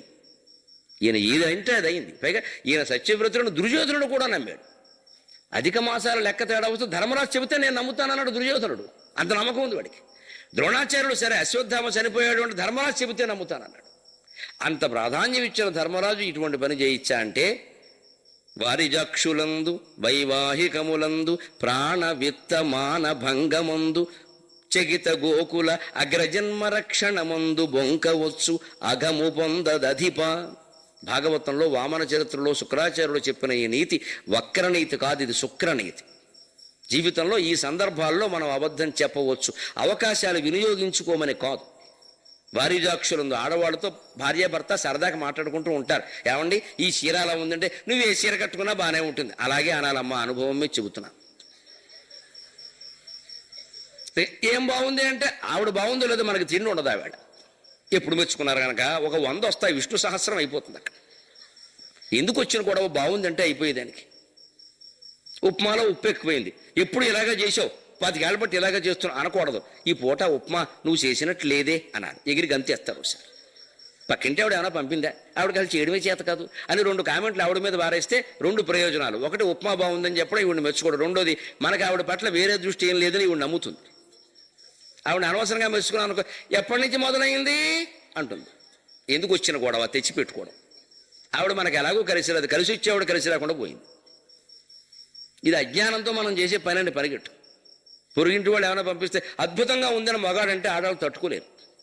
ఎంత బాగున్నా బాగానే చేస్తారు కానీ మన ఇంట్లో ఉన్నట్టుగా ఉంటుందా అనాలి. నేను ఎక్కడ రోజు తిరుగుతా, మల్లి కృష్ణారావు గారు అంటే అద్భుతమైన భోజనం పెడతారు. మా ఆవిడ రేపు ఫోన్ చేసి ఏమంటే భోజనం ఎలా ఉందంటే బాగానే ఉంది కానీ మన ఇంట్లో ఉన్నట్టు ఉంటుందా అంటాను. లౌక్యం ఇది. అద్భుతంగా ఉంది ఏమిటో ఇన్నాళ్ళ బట్టి ఇంట్లో ఉన్నాను, ఎప్పుడు ఇలాంటి భోజనమే చేయాలని. అక్కడే ఉండండి, బాగుందిగా ఉండండి, ఇంకెందుకు? ఇది తేడానమ్మ. మనం ఎవరిని ఆ బాగుందనే మాట ఇక్కడ చెప్పొచ్చుగా, కృష్ణారావు గారు ఇంటో చెప్పొచ్చుగా అన్నమాట, వాళ్ళు సంతోషిస్తారు. అక్కడ ఎందుకండి పని లేక? ఉభయానికి చెడ్డం అంటే అదే. అది ఇక్కడ తెలియక ఏమిటో ఈ పడుతున్నానండి, ఇవన్నీ తినలేక తింటున్నానండి, మా ఇంట్లో ఉన్నట్టుగా లేదని ఎక్కడంటే ఆ పెట్టే దీన్ని కూడా పెట్టాం. పైగా భయపడతారు పెట్టడానికి, ఈయనకి ఏం చేసినా నచ్చట్లేదు రా అంటే. ఎక్కడ మాట్లాడే ఇందులో అబద్ధాలు ఏమున్నాయి చెప్పండి? సంతోషించే విధంగా మాట్లాడుతున్నావమ్మా, తప్పే ఉంది. ఎదుటి వాళ్ళు ఆనందించడం కోసం కదా. మన తెలివితేటలు, మన శక్తి, మన యుక్తి సమస్తం 10 మంది ఆనందించడానికి తప్పితే బాధ పెట్టడానిక. అందుకని వారిజాక్షులు ఆడవాళ్ళతో మా సరసాలు సలాపాలు, అలాగే వైవాహికం వివాహాల విషయాలు కూడా అన్ని నిజాలు చెబితే పెళ్ళిళ్ళు అవ్వవు. వాడికి ఏదో కొంచెం సిగరెట్ తాగే అలవాటు ఉంటుంది, అది ముందు బయటెట్టేసి వీడు చైన్ స్మోకర్ అని మాట్లాడక, ఏదో కొంచెం అప్పుడప్పుడు శనివారం నాడు అది సరదాగా బయటికి వెళ్ళినప్పుడు సిగరెట్ తాగుతాడని చెప్పు. ఈ పెద్ద విషయం అది. మానేస్తే మానేస్తాడేమో, లేకపోతే ఈవిడు కూడా మొదలెడుతుందేమో, మనకేం తెలుసు. వాళ్ళిద్దరికీ నచ్చింది మనకెందుకట. అది పెద్ద విషయంగా చేయకు దాన్ని. అది అలాగే ప్రాణ విత్త మానభంగం ఉంది. ప్రాణం పోతోంది. డబ్బు డబ్బు రూపాయి 2 రూపాయలు కాదమ్మా, కోట్లలో నష్టం వస్తుంది. చిన్న మాట ఏదైనా సర్దుబాటుగా చెబితే కాస్త కలిసి వస్తాయి. ఇన్కమ్ ట్యాక్స్ కట్టే చోట ఇదే విధానం. కొన్ని కోట్లు మనం చూపించేసామనుకోండి, ఖచ్చితంగా వాళ్ళు పట్టుకెళ్ళి ఏం చేస్తున్నారో తెలుసుగా. కుంభకోణాలు రంభకోణాలేగా సక్రమంగా వినియోగించిన ప్రభుత్వం మీద అసలు. ఇంతకంటే పోనీ ఆ డబ్బు నీ దగ్గరే ఉంటే నువ్వేమైనా దాన ధర్మాలు చేస్తావేమో. మొన్న గమనించండి, ఒకే రోజు 3 కోట్లు పట్టుకెళ్ళి తిరుపతి హుండీలో ఎందుకు బారేశారండి పెద్ద మనిషి? ఒక్కరోజు 5,73,00,000 హుండీ ఆదాయం ఎందుకు వచ్చింది? చరిత్రలో లేదు. వెంకటేశ్వర ఆలయం చరిత్రలో లేదు. ఒక్కరోజు 3 కోట్లు ఎవరు బారేశారండి? ఇన్కమ్ ట్యాక్స్ కట్టడం కంటే స్వామికి ఇచ్చేయడం మంచిదని భావించాడు, అందులో బారేసాడు పట్టుకెళ్ళి. అజ్ఞాత భక్తుడు 3 కోట్లు. వాడికి జ్ఞాతం కావడం ఇష్టంలా, ఎందుకంటే వాడు పేరు రాస్తే మళ్ళీ పట్టుకుంటారు గవర్నమెంట్. నమ్మాడు స్వామిని, నమ్మాడు బారేశాడు. ఇది మీరు మంచి అంటారా చెడ్డ అంటారా? ఖచ్చితంగా మంచి అంటాను నేను. గవర్నమెంట్కి ఇస్తే దుర్వినియోగం అవుతుందేమో మనం చెప్పలేం. తిరుపతి హుండీలో వేసాడు, హిందూ ధర్మం కోసం సద్వినియోగం అవుతుంది. అక్కడ కూడా ఏమైనా జరిగితే భగవంతుడు చూసుకున్నాడు, మనకి సంబంధం లేదు. ఇది లౌక్యాలు అంటారు, వీటిని బతుకు తెరువు విధానాలు అంటారు. ఇవన్నీ ఘోరాలు నేరాలు కావు, నేర్చుకోవాల్సింది. మానభంగం ముందు ఇక్కడ జరిగేది అది. ఇక్కడ కారణం ఏమిటంటే ప్రాణభంగం కాదు, విత్తభంగం కాదు, వారిజాక్షులు కాదు, వైవాహికాలు కాదు. మానభంగం అంటే వీళ్ళ మొత్తం వ్యవహారం బయటపడుతుంది. ఆయుధాల విషయంలో అబద్ధం చెప్పకపోతే ఆ గొల్లవాళ్ళు ఎవడో వస్తాడు, ఆ మూటకి ఎందుకు దింపుతాడు. అక్కడి నుంచి ఎవడో ఒరే ఇది గాంధీవం రా, నేను ఇదివరకు సినిమాలో చూసా అంటాడు ఎవడో. అంటే అర్జునుడు ఇండోర్, మొత్తం అంతా అవుట్డోర్. అది బాగుందా కదా? అంతకంటే ఇది ఉపాయం. దీనికోసం వారి అమ్మగారికి క్షమాపణ చెప్పుకుంటాడు, భగవంతుడికి క్షమాపణగా. అక్కడ తల్లి అని చెప్పకపోతే పనిగట్టుకుని మా మేనత్త కూతురు అంటే మేనత్త కూతురికి ఏం ఎందుకు చేస్తారు కర్మకాండ, దాని మొగుళ్ళేడా? ఇవన్నీ వస్తాయి. ఆడే అబద్ధం ఏదో పక్కగా గోడ కట్టినట్టు ఆడేస్తే గొడవ ఉండదు. మన చిత్తశుద్ధికి లోపం లేదు కాబట్టి మనం ఏదో చెప్పుకుంటాం, అది వేరే విషయం. ఇది మనం ధర్మరాజు ఇలాంటి మాటలు మాట్లాడినా ఆయన సత్యవాక్యం నిలబడింది. ఆయన ధర్మరాజుగానే ఉన్నాడు. ఆయన సత్యవ్రతానికి నష్టమేలా అంటే సత్యవ్రతం పాటించడం మీకోసం చెబుతున్నా. జీవితంలో అంత కష్టమైన విషయం కాదు, భయపడిపోవద్దు. మనకెలా కుదురుతుంది, అది సత్యకాలం, ఇది నేను ఎత్తికాలం అని మాట్లాడొద్దు. అలా తోసిపారేటువంటి ఏ నియమం చెప్పినా ఇది అవుతుంది ఏమిటి, ఇది ఏమవుతాయి మరి? ఇన్ని అబద్ధాలు ఆడడానికి ఇన్ని అవకాశాలు ఇచ్చాక కూడా నిజం చెప్పకపోతే మనకంటే దౌర్భాగ్యులు ఎవరన్నా ఉన్నారా? అంత పేకమేకి వచ్చినప్పుడు ఆడదాం పోని, మిగిలిన అన్ని మామూలుగా చెప్పచ్చుగా నిజం. అందులో అభ్యంతరమే ఉంది. ఇది భారతం నుంచి మనం నేర్చుకోవాలి నిత్య జీవితానికి. ఆపత్కాలం వచ్చినప్పుడు కథ సక్రమంగా జరగాలి అంటే ఇంతకంటే మార్గం లేదు. అందుకని మాట్లాడకుండా తమ్ముళ్ళు అక్కడ ఉండమని చెప్పి ఆయన చెప్పేసాడు. వాళ్ళు ఎవరో కూడా అభ్యంతరం చెప్పాలి. ఆ విన్నవాళ్ళు విన్నారు, అది ఏదో శవంట్రా బాబు ఎందుకు వచ్చింది 100 ఏళ్ళ వాడు మన పట్టుకుంటుంది లేనిపోను గొడవ అని ఎవడ చెట్టు దగ్గరికి వెడితే ఒట్టింకా ఏడాది పాటు అజ్ఞాతవాసం సుఖంగా సాగింది.